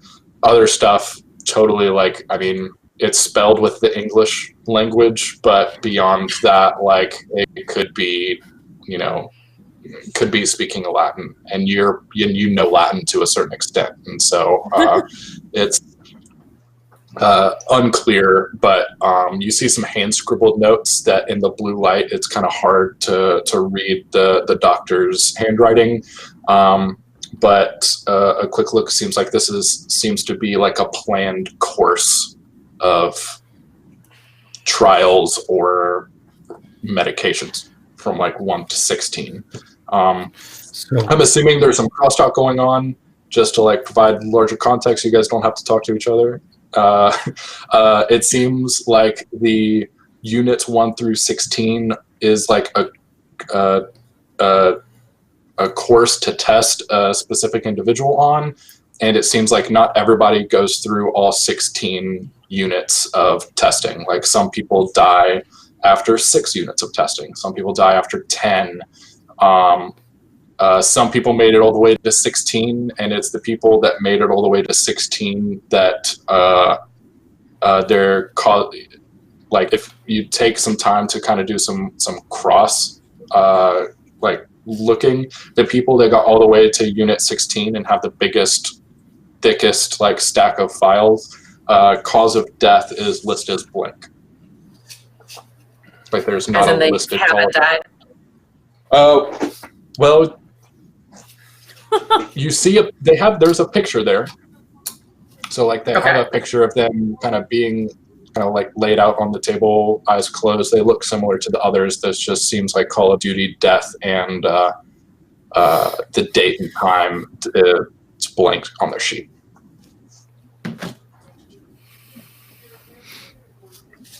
So Oh my god.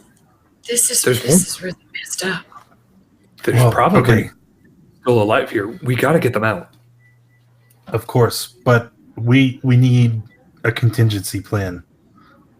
Franklin, how long do you think it'll take you to take this stuff somewhere safe and then come back? If you take just one of these binders and these files with their unit numbers, that's proof that we can take later of the experimentation going on, just in case things go badly. Just kind of trails off, not wanting to. Yeah. Franklin will kind of respond. He's like still kind of at the door. He's been kind of like leaning with his ear on it. There's not a lot of room to like do a whole like try to like see over y'all's shoulders to do reading, or maybe he's just not interested in reading. So he's just been kind of leaning up against the door. He kind of turns to you and goes, haven't tested the limits on how long I can go, but I know I can at least get back to the bus, and if I need to like take a breather, I can eventually get back, but I don't know time. But I could just, I mean, I can move really fast. I just don't know how long I can move very fast. Where do we want him to take this stuff? Just somewhere else. I mean, what are our goals here? We need to get our information out of here so they can't do anything to us. But then these guys should be held accountable. Absolutely. I say we burn this stuff to the ground. We can do that too. We'll burn it to the ground and then we'll turn them into the police. I think having this information is good. Yeah. I think that's a good idea. What if the police aren't in on this? Like, people have been disappearing and the police aren't looking for them? Like, how long ago was the first case? Good question. First case, it was you go to the very first person and look at her in the notebook. So subject 001, their intake form, it looks different than the one that was filled out, the ones that Adam and Abby were looking at. It is the intake date on it says January 21st, 1999. Fuck. Look, the police have to be in on this. There's no way that they're not. I don't know, 200 people going missing from 99 to 08. That's not a very large number. I don't think it would draw attention. People go missing all the time. And it seems like most of these people are already sick, you know? Or it says like some of them are malnourished. Maybe they were like homeless. Like Maybe they volunteered. Yeah. Yeah, they came in and never came out. I mean, like, what if these people had families? Do you think these people's families knew what happened to them? It might have been explained away for the ones that were sick, or I mean, if people came in, maybe they were given money to do this. Who knows? This could have been a last resort for a lot of people too. So, one last try at something experimental.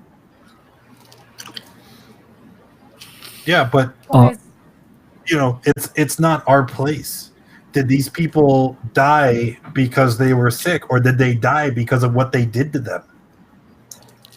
Og I pipes think up you're right. from Riley's jacket. This is exactly what they did to us. They threw us into the void, and we were experimented on and held captive and changed fundamentally. I'm with Adam. We need to get them out. No one deserves to have the Mask of Chaos forced on them. I'm not saying we don't get them out, but I'm saying that we shouldn't. I don't think we should take this to the police, because I think they're probably in on this. Ha! And the Police. FBI. The police Yeah, can't I do mean- anything. Neither All can right, the then FBI. Let's just put it somewhere safe then. That I don't know, who do we trust it with then? Give it to Spud. You guys hear That's a good a idea. creak.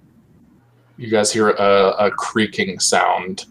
I'm using a fate point, and Franklin is slowly opening the doctor's office door. It kind of swings out, and he's just kind of like doing it slowly just to be able to kind of look out.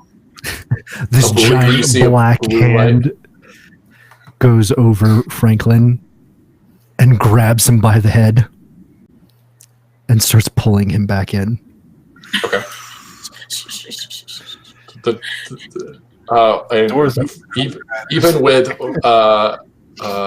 the huge black hand of Og over Franklin's top of his head, he goes, "Holy shit! Holy shit! Holy shit! Holy shit!" what is it? He's Og freaking out. pushes him out of the way and opens up the door. Okay. Og, you open the door and you see a pretty large room. Most of it is taken up by. Honestly, it looks pretty similar to the bio lab at Elizabeth Academy that you guys spent a lot of the night in. Similar machines, just on a bigger scale.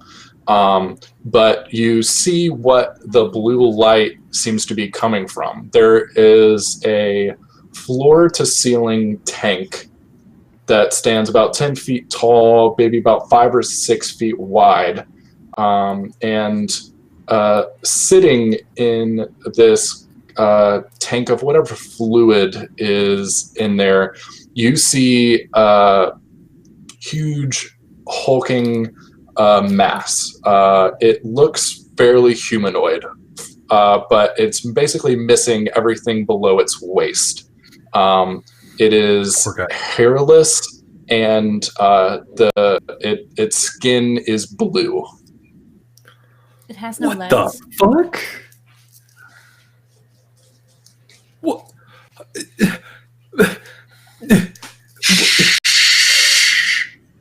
This Adam, creature. Is it a Adam, So there's Adam, like- what kind of book is this from? There are tubes going in and like poking into this like the top half of this body at multiple places. There's a huge tube kind of in the back of the head, multiple into the chest. Several seems to be coming out of the back, and then there's several that are just kind of like stuck up into the like central area of the torso through like up from the bottom. It's a blue mojo. That's a yeah. He asked me what comic it's from. It's a blue mojo. Let me Google to make sure. I mean, there's nothing new under the sun, but I'm not Coming out of the I'm not- document, right?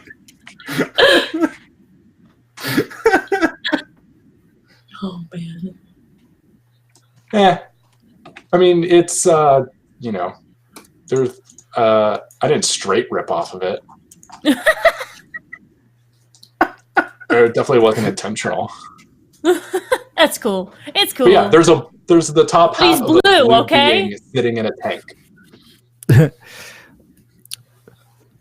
This creature Kind of looks is back held tank-esque. against its will. Wait, we don't know that. What creature would willingly subject themselves to that? Someone who likes to torture others. Or this is it, the power source. It's what gave us all your powers. What else is there in the room? So you kind of Just a look bunch around of and you see there are offices on other offices kind of on the wall that you guys are on, but then the rest of the room is basically taken up with long tables of various scientific equipment, a couple of computers here or there, mostly taken up. A large portion of the space is taken up by the tank at the front end of the room.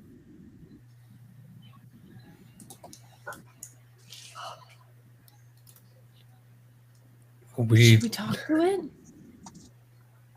No, Is it we should put it out of its misery.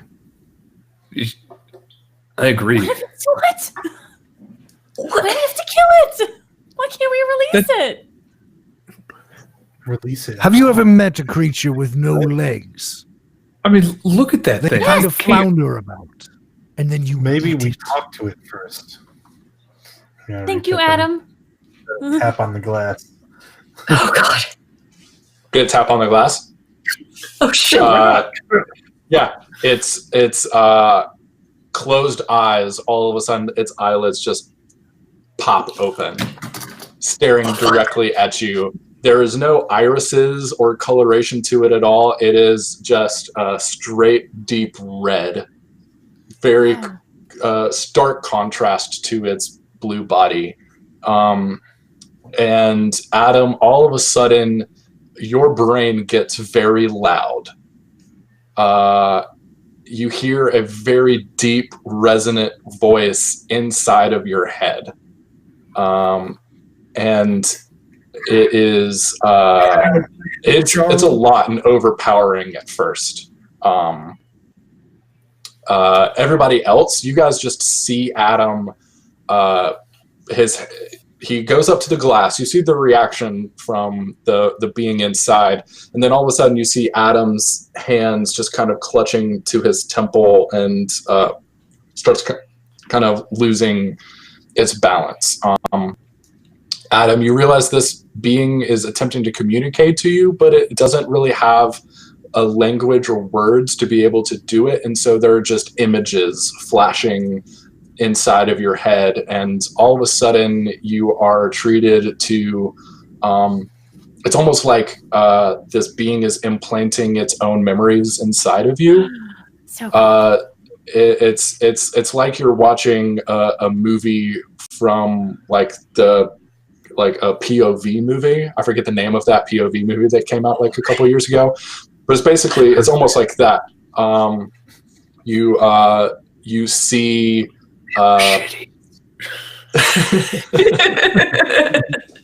at first you see just a bank of stars. You just see the vast openness of space, and it kind of slowly tilts down, and you see a familiar blue of the earth, and then all of a sudden you are staring up at the blue earth sky, and you kind of like, it's almost like from your own point of view, you kind of see this being look around and it seems like he's in some mechanical, almost like a ship that is wrecked, and it's in the middle of this deep forest.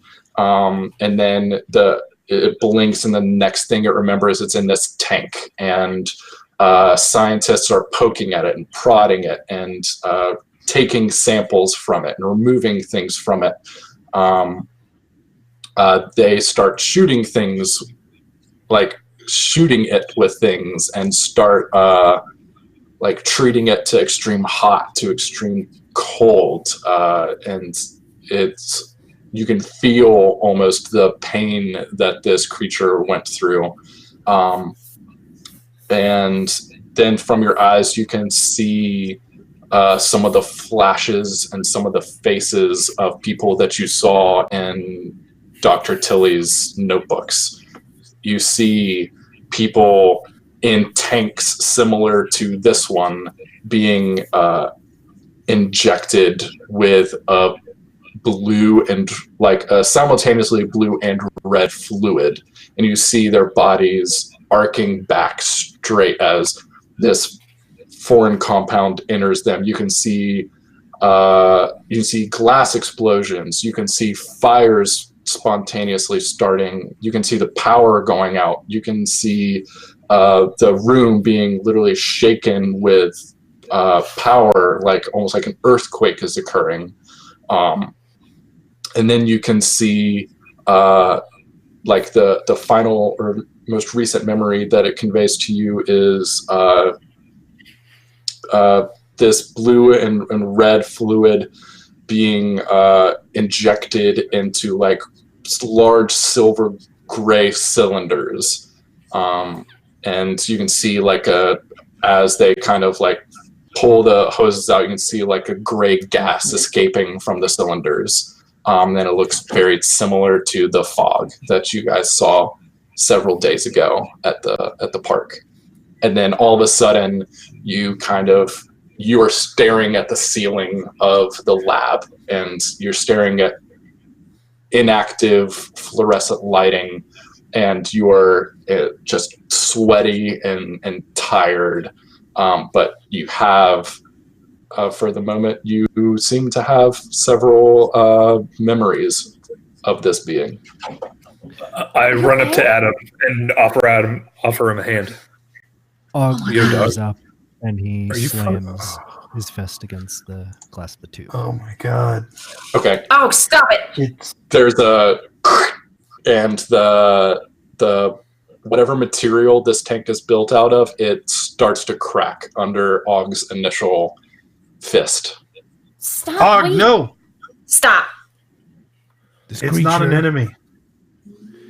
What is it? It's an alien.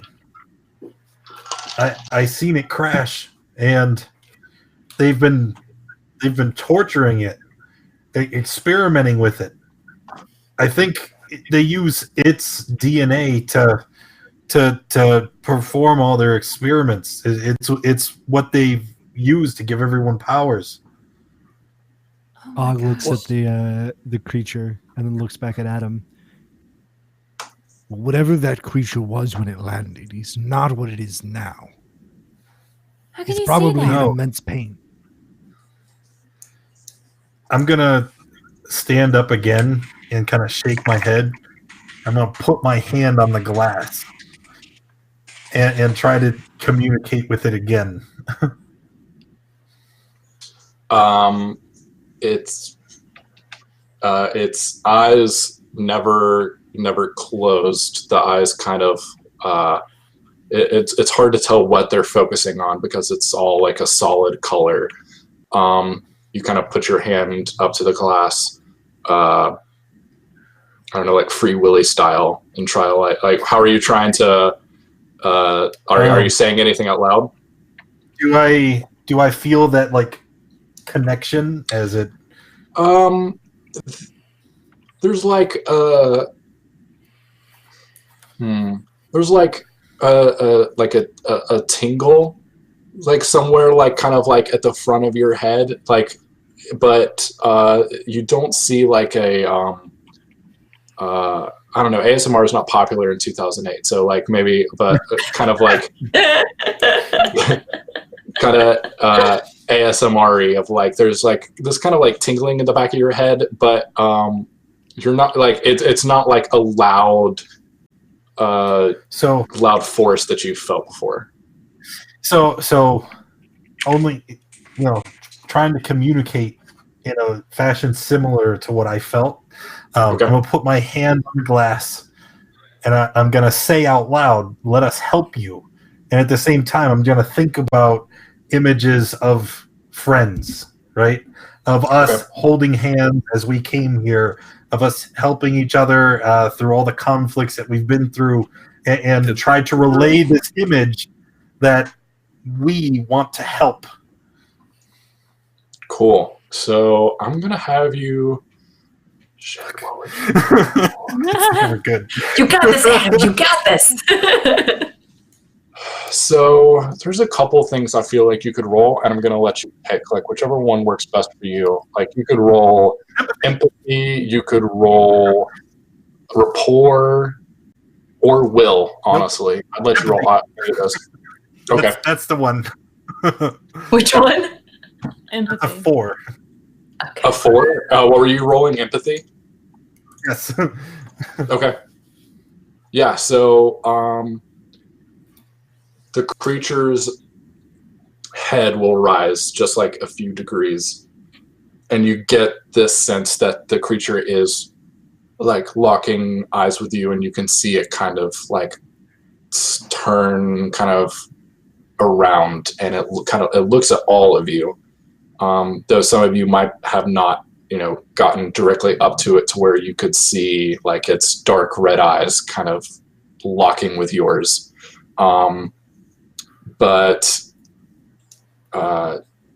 it kind of looks around, and Adam, you get the sense that it is understood, and that it like confirms, like, okay, yeah, help, friends. Do they want us to let them out? I don't know. I don't know. Can you ask? I can wait. try. Before we do this, we should make sure we have that handled in case this turns into a big mess. Okay. She points at Divya. Divya has not gotten up from the computer in Dr. Tilly's office, and you kind of hear the swivel chair kind of spin. She goes, "What's going on?" It's nothing. It's fine. You're fine. Keep working. You're How's great. it going? You're great. You look great. Well, these 8 gig thumb drives don't really hold that much, and so I'm having to kind of pick and choose and make sure that everying gets going. But I've found the database with all the DNA tests that we ran. So I'm gonna run back out to where Divya is. Be like, yeah. Stop what you're doing. Can you look through their data, see if there's any information on an alien? What did you say? Just For reason. Just reason. Did you say alien? Nope. I may have. Oh, Look, Divya, okay. We have superpowers. Aliens aren't that weird now. I mean, you're not wrong, I guess, but okay. I'll ask the computer about it. And her eyes just kind of her lids kind of close halfway, and stuff starts happening on the computer screen. Okay. Did we send Franklin? No, Franklin. Should we though? Is that it? Let's maybe. Okay, I think Dylan's got to get him out of the wall, and then he'd have to fly. Oh, yeah, I don't know if that's a good idea anymore. Og still has his hand on the tank, and he looks at the creature, and he says, "Are you in pain?" nod slowly, head up and down.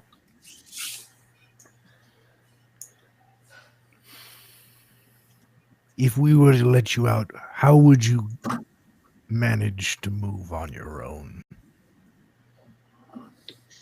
Og, telepathic communication isn't really new to you.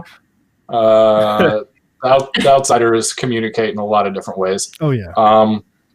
You all of a sudden get an image of this creature floating about 3-4 feet off the ground. It seems like, maybe some psionics, maybe some, Cool. I don't know. It kind of seems like this dude could do some strange shit if he wanted to. The problem with telepathically speaking with outsiders, when you're not an outsider or an outsider touched, is you peer into the outsider's mind. So it just got flooded with everything that happened to Ogthalic, how he was tortured and changed as well. Okay, I just rolled a will for the.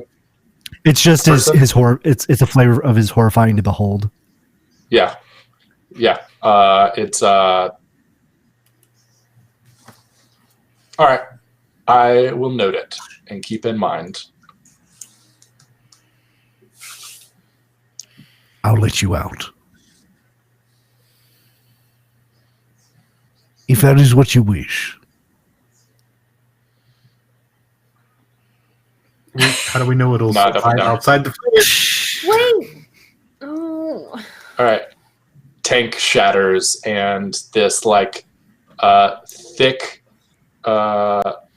It probably wasn't just water. Like whatever it was suspended in. It's seems like to have Matrix more of, jelly. It's a Bacta tank. It's basically a big back to tank where like the battery pod from the Matrix. It's like this pale yellow goo just starts flooding the immediate vicinity around the tank, and anybody kind of standing within a couple of feet of it, the bottom of your shoes are all of a sudden kind of have this slurpy sound when you try to pick it up off the floor. Abby And just goes up. Yeah. Wear sandals. yeah, it's all in your toes, Theo, and you're gonna have to get in there pretty good with your loofah whenever you take your next shower.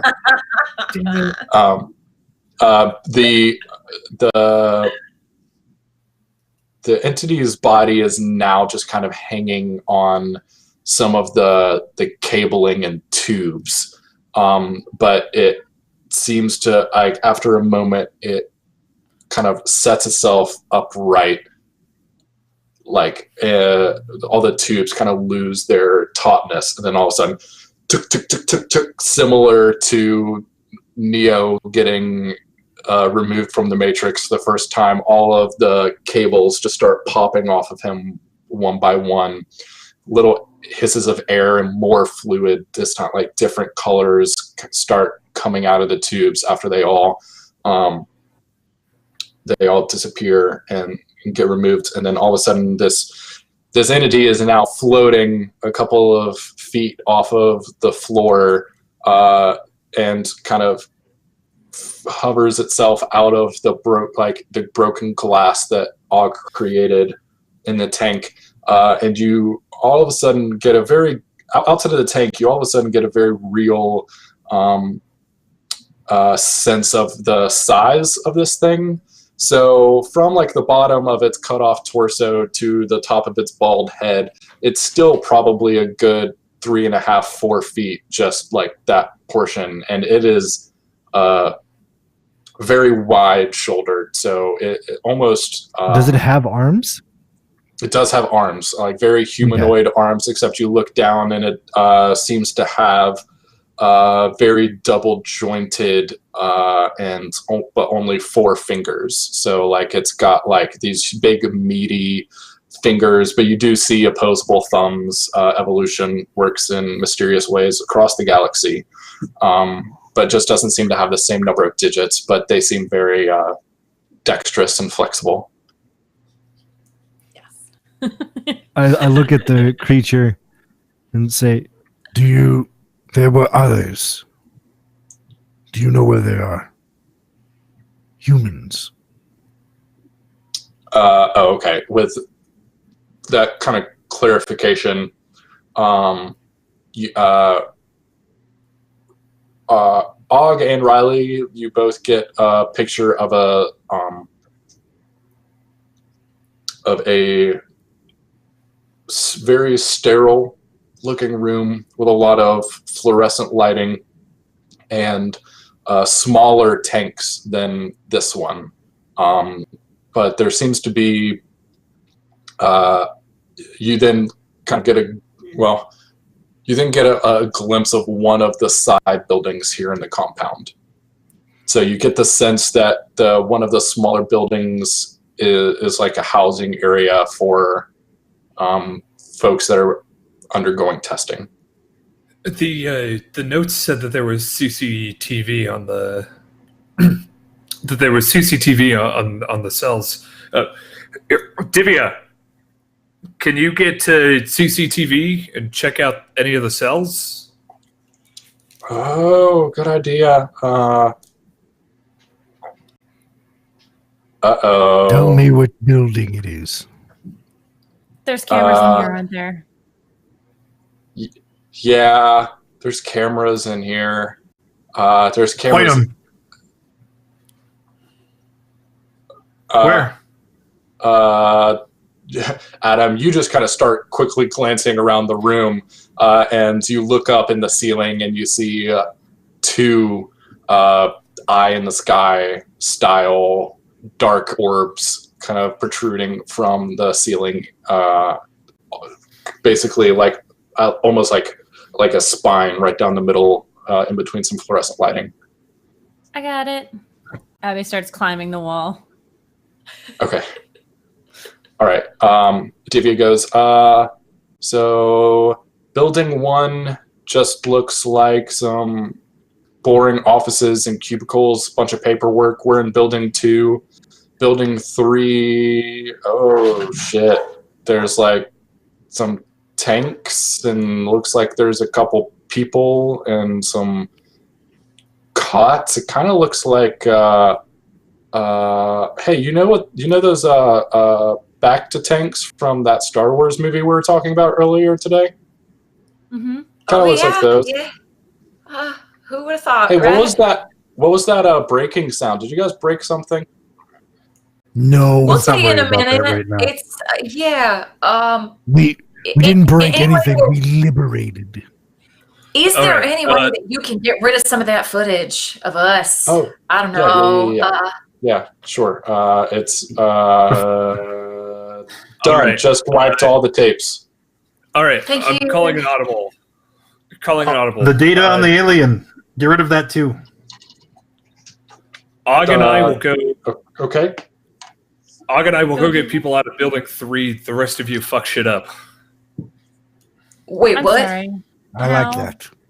And Og starts making for like the doorway. No, I'm going. stop. Please Please. stop for like a moment. Please stop. Guys, there's also a giant blue alien over there. Maybe we shouldn't We ignore him so liberated much. that one. Wait. Yeah, we what? What? You hear all of a sudden you hear like the rolling of a rolly chair on linoleum, and Divya's head comes poking out, and she just sees this floating 4-foot blue man, and she's like, "What?" She screams, that- that screams, his He's head cool. goes up. That is I decided I'm calling him a new. He's our friend, okay? But we have to get rid of any hint that he exists from the computer. And then us. So, I mean, you have your work cut out for you. You just do that, and then we'll worry about everything else. It's called Project Prometheus in the database, if that makes any difference. That is a shitty name, and I hope that never becomes a movie. Look, I will think you 10 that they already know that we're here. So time is running against us right now. Do you see any guards, any people in the buildings on the CCTV at all? There's no CCTV, but I've seen the maps, and there's like a guard station up by the front gates that we avoided by coming in the back through the forest. Well, I'm sure we definitely set off an alarm by breaking the tank. Not to point a finger at you, Og. I'm sure it would have gone off if we had just emptied the tank and opened it anyway. Hang on, well, there's no alarms going off right now. Let me see, there's a silent alarm going off. And Divya goes back to the computer. There's not an alarm going off right now so far, so either someone fell asleep on the job, or They're letting we're us do okay this. right now. Abby's on the ceiling. Oh my god. Yeah. Oh my god. Oh my god, they're letting us do this. Very well. Then if they're not going to raise an alarm after I successfully liberated this blue creature, then I will make them set off the alarm. No, Why are we saying no? That's good. We don't Bring want the your alarm. legions, human. Wait, Og, What? listen, buddy. Okay, we will certainly have plenty of time for attacking and assaulting and liberating everything, very valiant and courageously, right? But right now, we need to give Divya time to do her job. Okay? Right. So distraction. No. No. We don't need one because there's no alarm. There's no alarm. So when the alarm goes off, distraction. No alarm, no distraction. Hey, let's go talk to our friend here again. Maybe he's got something else to say. Where do you come from? Oh my god. The girls just There is no response to the "Where did you come from?" That Theo kind of busts out. But yeah, you don't really get a whole lot of no new vibes from Blue Man. I have a question. In any of my visions of him before, did he ever have legs? Or was that a consequence of the crash? Yeah. It seems like he probably lost his legs in the crash. I know it's probably going on, but could I regenerate his legs, or is that it's far too long gone and fuck all that? That might be a fun experiment to try later, but you're not sure if you have the time to, start bleeding on this new guy. And you can actually look it looks like it's not like he just has guts hanging out. It looks like things have been stitched and kind of he received some kind of medical treatment to put stuff, keep things in and stuff like that. So you're not sure if regenerating through the skin and already kind of atrophied, if this guy has muscle or veins or whatever like that. You're also not sure if your powers are transferable to other biosystems. So fun experiment for later. Abby raises her hand in game. Yes, Abby.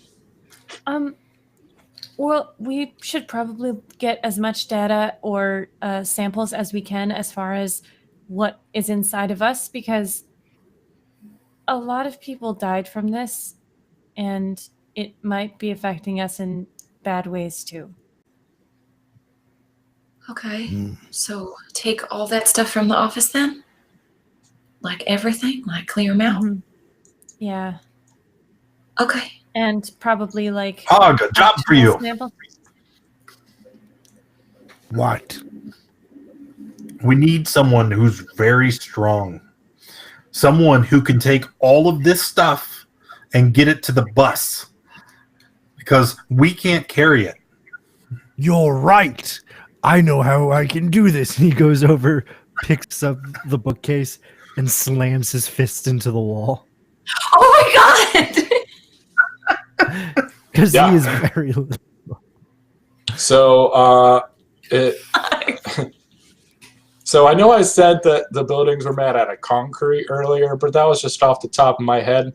Now I'm going to say that these are basically like modular, like, you know those walls that they make like gymnasiums out of, where it kind of looks like corrugated metal, and like maybe there's some kind of like insulation and drywall put up like on the inside, but it's pretty thin.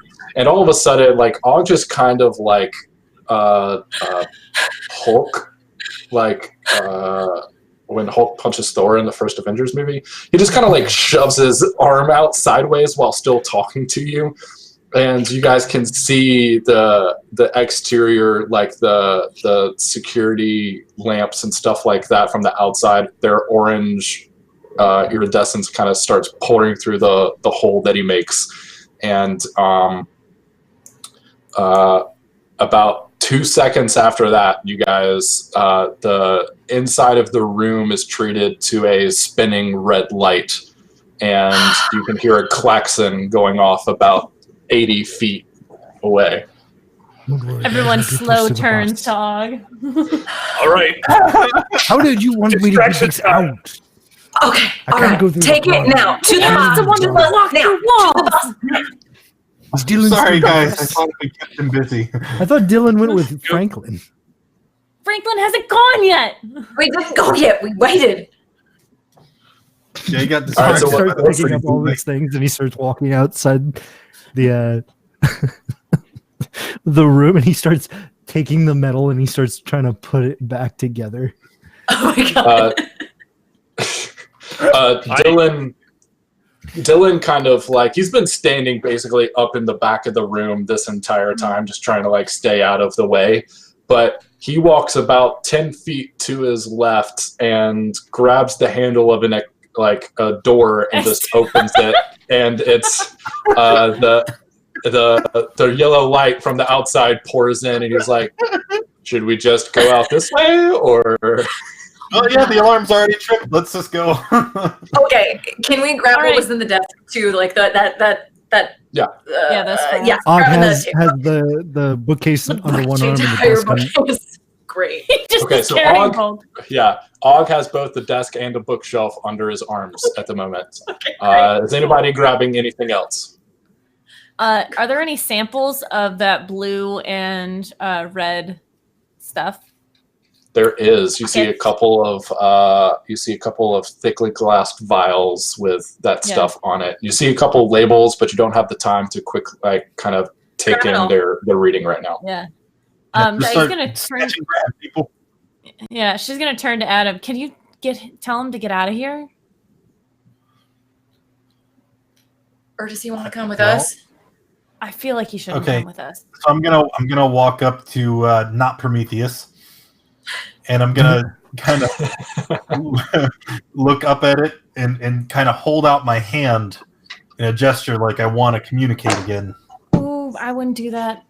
Okay, he's gonna reach out like Jesus. one huge meaty finger and just kind of like touch your finger, and it's like the weirdest looking version of Adam and God from the Sistine Chapel.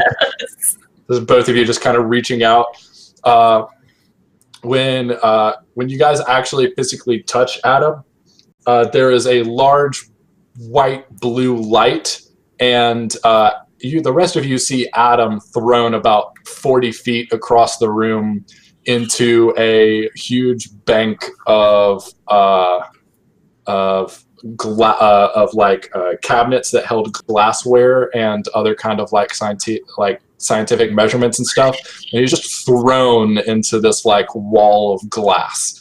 And Adam, you hurt a lot, and you're not course I sure do. which one hurts more, like the physical contact with this alien species, or the death by 1,000 cuts all along your entire back of your body, like shoulder blades to Achilles. You got just cuts going up and down your whatever shirt and pant you were wearing is like torn to shreds on the backside of your body. Awesome. All right. So Abby runs over to him. In that brief moment of contact, Yes. were we able to share images and communicate?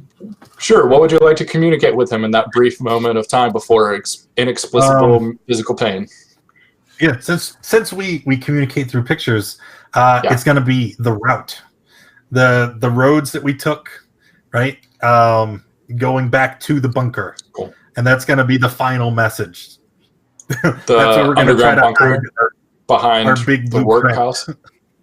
Okay. Sure. What? Nobody else had better suggestions. Okay. He for the moment he's just got like you know,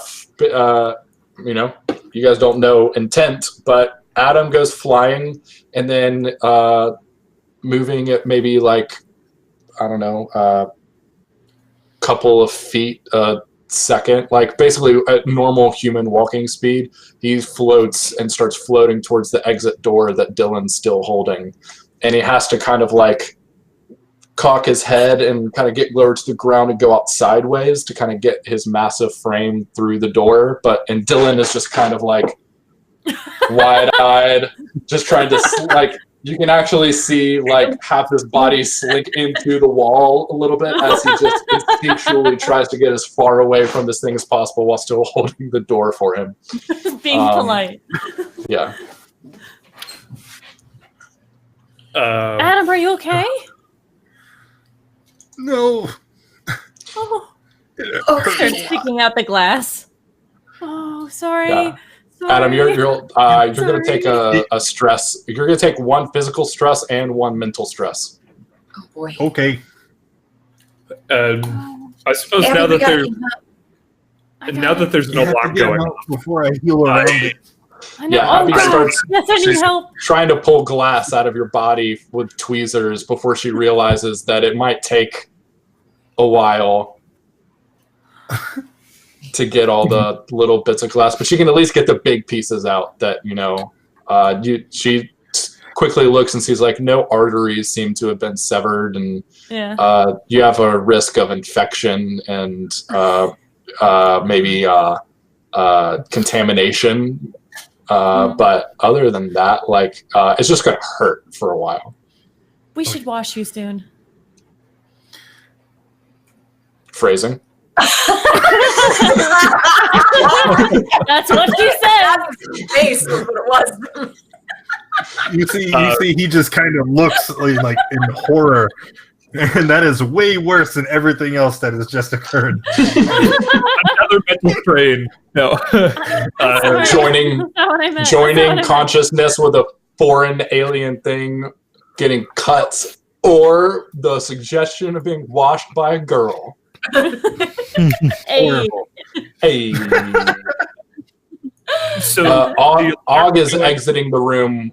He is clambering out after Big Blue Guy, and he goes out sideways too, and kind of has to like do a couple of geometry questions in his head as he's getting the bookcase and the desk. Oh out no, of the Augie's door. already outside. He went through his. Oh, he went through the and wall? Fixed it. And then Yeah. okay. I thought you fixed it on the inside, but no. Okay. So We you went through it. had Cool. a plan. I jumped through the wall before Og And could now we fix it. have Og It's just and the creature jauntily floating down and brought like right out in the open. Yeah. This is great. This is great. Awesome. Og. Awesome. So right now, Og, Theo, and Big Blue are outside, and banging my sword against my shield. I'm trying to make as much noise as I can. you start banging your sword and shield together, and I'm running towards it is like supernaturally loud, Theo. Like it's not. There seems to be something happening there that is not just metal against metal and physical thing against physical thing. Like it is. Everybody on the inside, all of your hair starts standing on edge, and you get this kind of like a shiver down your spine, and your first instinct is we gotta go. Even like we need to move now. I'm running towards gonna- the guard shack, and I'm just shouting. I'm like, Towards the guard shack. Okay. yeah. You start sprinting towards the guard shack, and coming out of the guard shack, you see guards, and Good. the guards have guns, and I'm they in my are helmet, shields up. okay. Because What's everybody everybody else exited doing? the main building yet. I can't help with all this stuff in my hands. And Og starts opening his maw and starts. No, we need all of that. I guess we're Don't about to find worry, out if Theo. Og has a bag of holding, or if it's something different. We'll see. We'll have to. We'll see. roll and Oh my see. gosh. Has everybody Alright. exited the main building yet? Uh, we were. Except So, Divya. Divya. okay, so you guys grab Divya. Divya was frantically trying to accomplish things on the computer. She grabs. It looks like she has 5 USB drives all stuck into like a USB hub hooked up to the computer. She just disconnects the hub and carrying Put it in my backpack. everything with her. I still got my backpack. Put it in the backpack. Shoves Let's it go. in her Let's go, backpack let's go. and zips it up. Let's go. So We gotta go everybody to the other starts house. exiting the building. we got to go to Not the small everybody. building, right? We got to free these. Oh, Adam's As in. they all start leaving the main building, I'm gonna Okay. take those bottles of the flammable liquid out of Yep. my backpack. Yep. And then I'm just gonna start smashing them onto the ground around me. Cool. And I'm gonna take the Zippo. The floor is okay. You got your lighter. Yep. Okay. And I'm gonna light it. The All right. While building you're and standing in myself on fire. Yes. Okay. So you lit, and do you like dramatically drop the lighter, or do you like bend Of down course. dramatically? Yeah. No, yeah, I very carefully bend down to Okay. light myself on fire. Okay. We can look the door. We can get out the door and throw it in. How about that? No, because as the fire billows out around me, I'm going to hold out my arms and try to channel it back in and absorb all of the fire. So then I can erupt it into a much bigger explosion. Okay. Roll your roll for elemental. It is Physique with a consumption. +2 bonus. Okay, go ahead and which roll would your be- physique.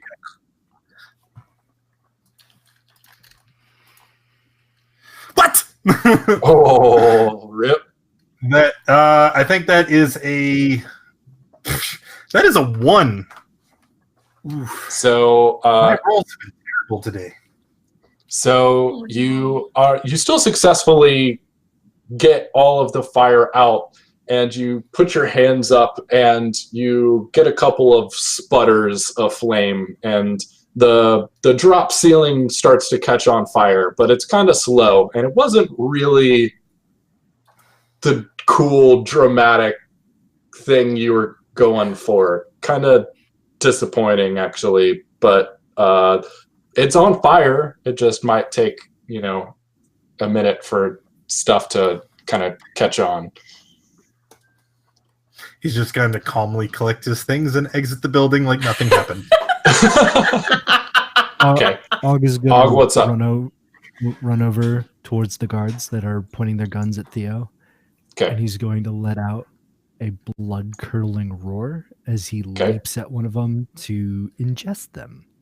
All right, and that's basically where we're going to stop for tonight. Is Og in mid swallow, and Theo's, both of them sprinting at guards. There's a couple guards leaving the house, and Adam is naked, leaving the building because all of his clothes burned away, and The explosion was so very tiny. you have the gas mask.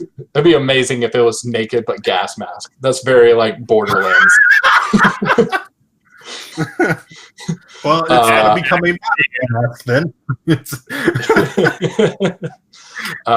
So we'll stop there. Everybody's left building 2, and it's kind of up to the gang to decide if y'all are exiting as quickly as you can, if you're going to try to rescue folks from building number 3, and there's some guards in your way and the alarm's going off. So that's where we'll pick it up next week. thank you everybody for tuning in. We had a great session. We've only got a few minutes before we wrap up and everybody tries to get some food in them before Game of Thrones premieres. So, you walk the plank. or you should definitely walk the plank and then get it on HBO Now later, like whenever that's done. If you Twitter, you're going to get the entire plot of the episode anyway. So, I mean, yeah, we'll stay off social media for sure. JD Lady, this is one of Holly Conrad's shirts. This is from Trash Witch Coven on Etsy. It says "Be friendly" as they summon an owl little demon, and it's like one of my new favorite shirts of all time. Anyway, let's go around the room and plug stuff for the rest of the week, where people can find you on other streams, social medias, and stuff, starting with our illustrious Zippy Zippo. Hi, I'm Zippy Zippo. You can find me here on Twitch at Zippy_Zippo. Or you can find me on the Greyhawk channel every Monday and Wednesdays for Liberation of Joff and Mordekaisen's Path to the Plains. I unfortunately will not be here next week because I'm going to be in Indiana for a wedding. Boo. But, I mean, that's fine. You and I will chat, and we'll make sure that Og is well taken care of next week. try to hold it in. Can't believe you. It's not like there's a mute button or anything. It was Greek quick. Sid. It happened very fast. Hey, I'm Christina Sid. I'm Greek Sid on Twitter. You can catch me here on Sundays. You can catch me over at the Femsplain channel every other Tuesday at 10 o'clock Eastern for a really cool homebrew D&D meets Peter Pan. Peter Pan, good or bad, who knows? It's going to be crazy. We are on this Tuesday, so check that out. And then on Saturdays, you can check me out on the Greyhawk channel. We're doing the Rise of the Temple of Elemental Evil. That's at 12 o'clock Eastern on Saturdays. Super cool. Just, killed a demigod, no bigs. Diana and Saverick are my amazing DMs, so hey, love those guys. Yay.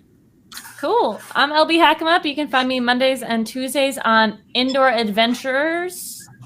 It's on my Twitter. Rebranding. This week we are doing homebrew on Monday, and then Tuesday we are doing a one-shot where I'm playing a Tabaxi bard who thinks he's the shit, but he's really good at seducing Tabaxi, not humans. So we'll see how that Is goes. his name Avatar? No, his name is Toby. No, that's still good. Tobias, yeah. And then next week you can see me here, and then directly after our game next week, I will be on Pro Restarter's channel because I'm crazy, and I will be playing a very creepy character who has a friend in all mirrors. Ooh. That's it. Hi everyone, I am Lazybones. You can find me at Lazybones TV. Lazybones TV on Twitch. Now that I'm not doing theater and I'm taking a break after this last production because it was crazy, I should be streaming a little more regularly. Speaking of indoor adventures, if you would like to see me run a one-shot, I ran one on Wednesday and the VOD is up. It's about beer, so if you like beer, it's very fun. Very cool. I watched it. It was a lot of fun. Yeah, so twitch.tv/indoor adventures. Thank you, Indoor, for having me. It was great. And then, you'll be seeing me around a lot more on other places. But, yeah. So cool. Yes. All right, and I'm Daddy Warbucks, the hardest working man in D&D. We're going to do different today. I run one of the largest Adventure League servers, which is the organized style of play for D&D 5th edition. And we stream and play Dungeons & Dragons every single day of the week, sometimes multiple times a day. And if you are interested in getting involved or want to follow me, links are in the chat. Yeah, check Jibidoo.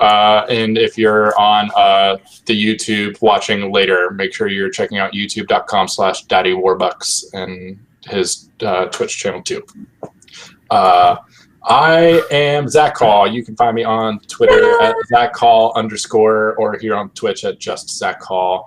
Again, thank you to everybody watching. Thanks for those of you who reached out when we weren't streaming the past couple of weeks. Really appreciate all of you. All of our wonderful listeners and watchers you're amazing, whether you're watching here live or whether you're watching the VOD, whether you're watching on Encounter Roleplay's YouTube channel, which is youtube.com/Encounter Roleplay, whether you're listening to the podcast, which you can find by just searching for Young Heroes of Fate, wherever you listen to your podcasts. We love you all very, very much. You guys are just the greatest, and I love being here on Encounter Roleplay. They got one of the coolest RPG communities on the internet. It's the greatest. We have I'm not going to cut early. If my players need to head out, because I know several of you have games right after this. I think Daddy's got a game right after this tonight. Are you playing tonight, Daddy? No, this is my last game for Sundays. Okay. Well, we're here for a couple more. I'll be here for a couple more minutes. If anybody has any questions, I just want to shout out Titan the Rogue in chat today. He gave me some really cool ideas for the game that I actually used. And I think me and him are going to get together sometime this week because he came up with a really cool idea and he's like got shit written down. And I'm like, yeah, I'm totally going to steal that shit. So depending, who knows, you guys might run into something that Titan came up with. I do want to let yeah, it's his fault. I do want to let everybody know that we've got 2 more sessions of Young Heroes of Fate before we wrap up for the season. So with me, I've got some IRL stuff that has come up, so we're not going to continue on season 2, even though Will and the whole Encounter Roleplay channel really wanted us to be here. It's very possible that we might come back at some point to do more Young Heroes of Fate. But just want to let everybody know we've got 2 more sessions of Young Heroes of Fate before we wrap up for the season. I think this was session 12 or session 10, which means we're going to get to 12, which was like my goal because I'm kind of OCD about numbering shit, and comic books come out in runs of 6, and I was like, if we can do like a multiple of 6, that would just really tie it all in a nice neat little bow for me. So yeah, so we've got 2 more sessions. We'll be here next Sunday, same time, same place.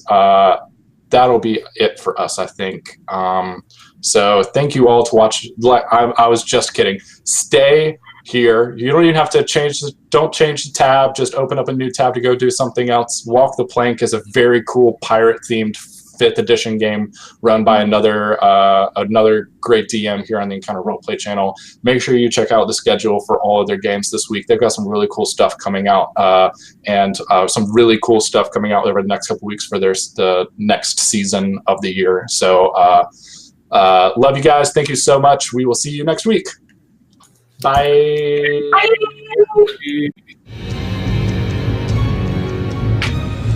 What's that? What, the little heart?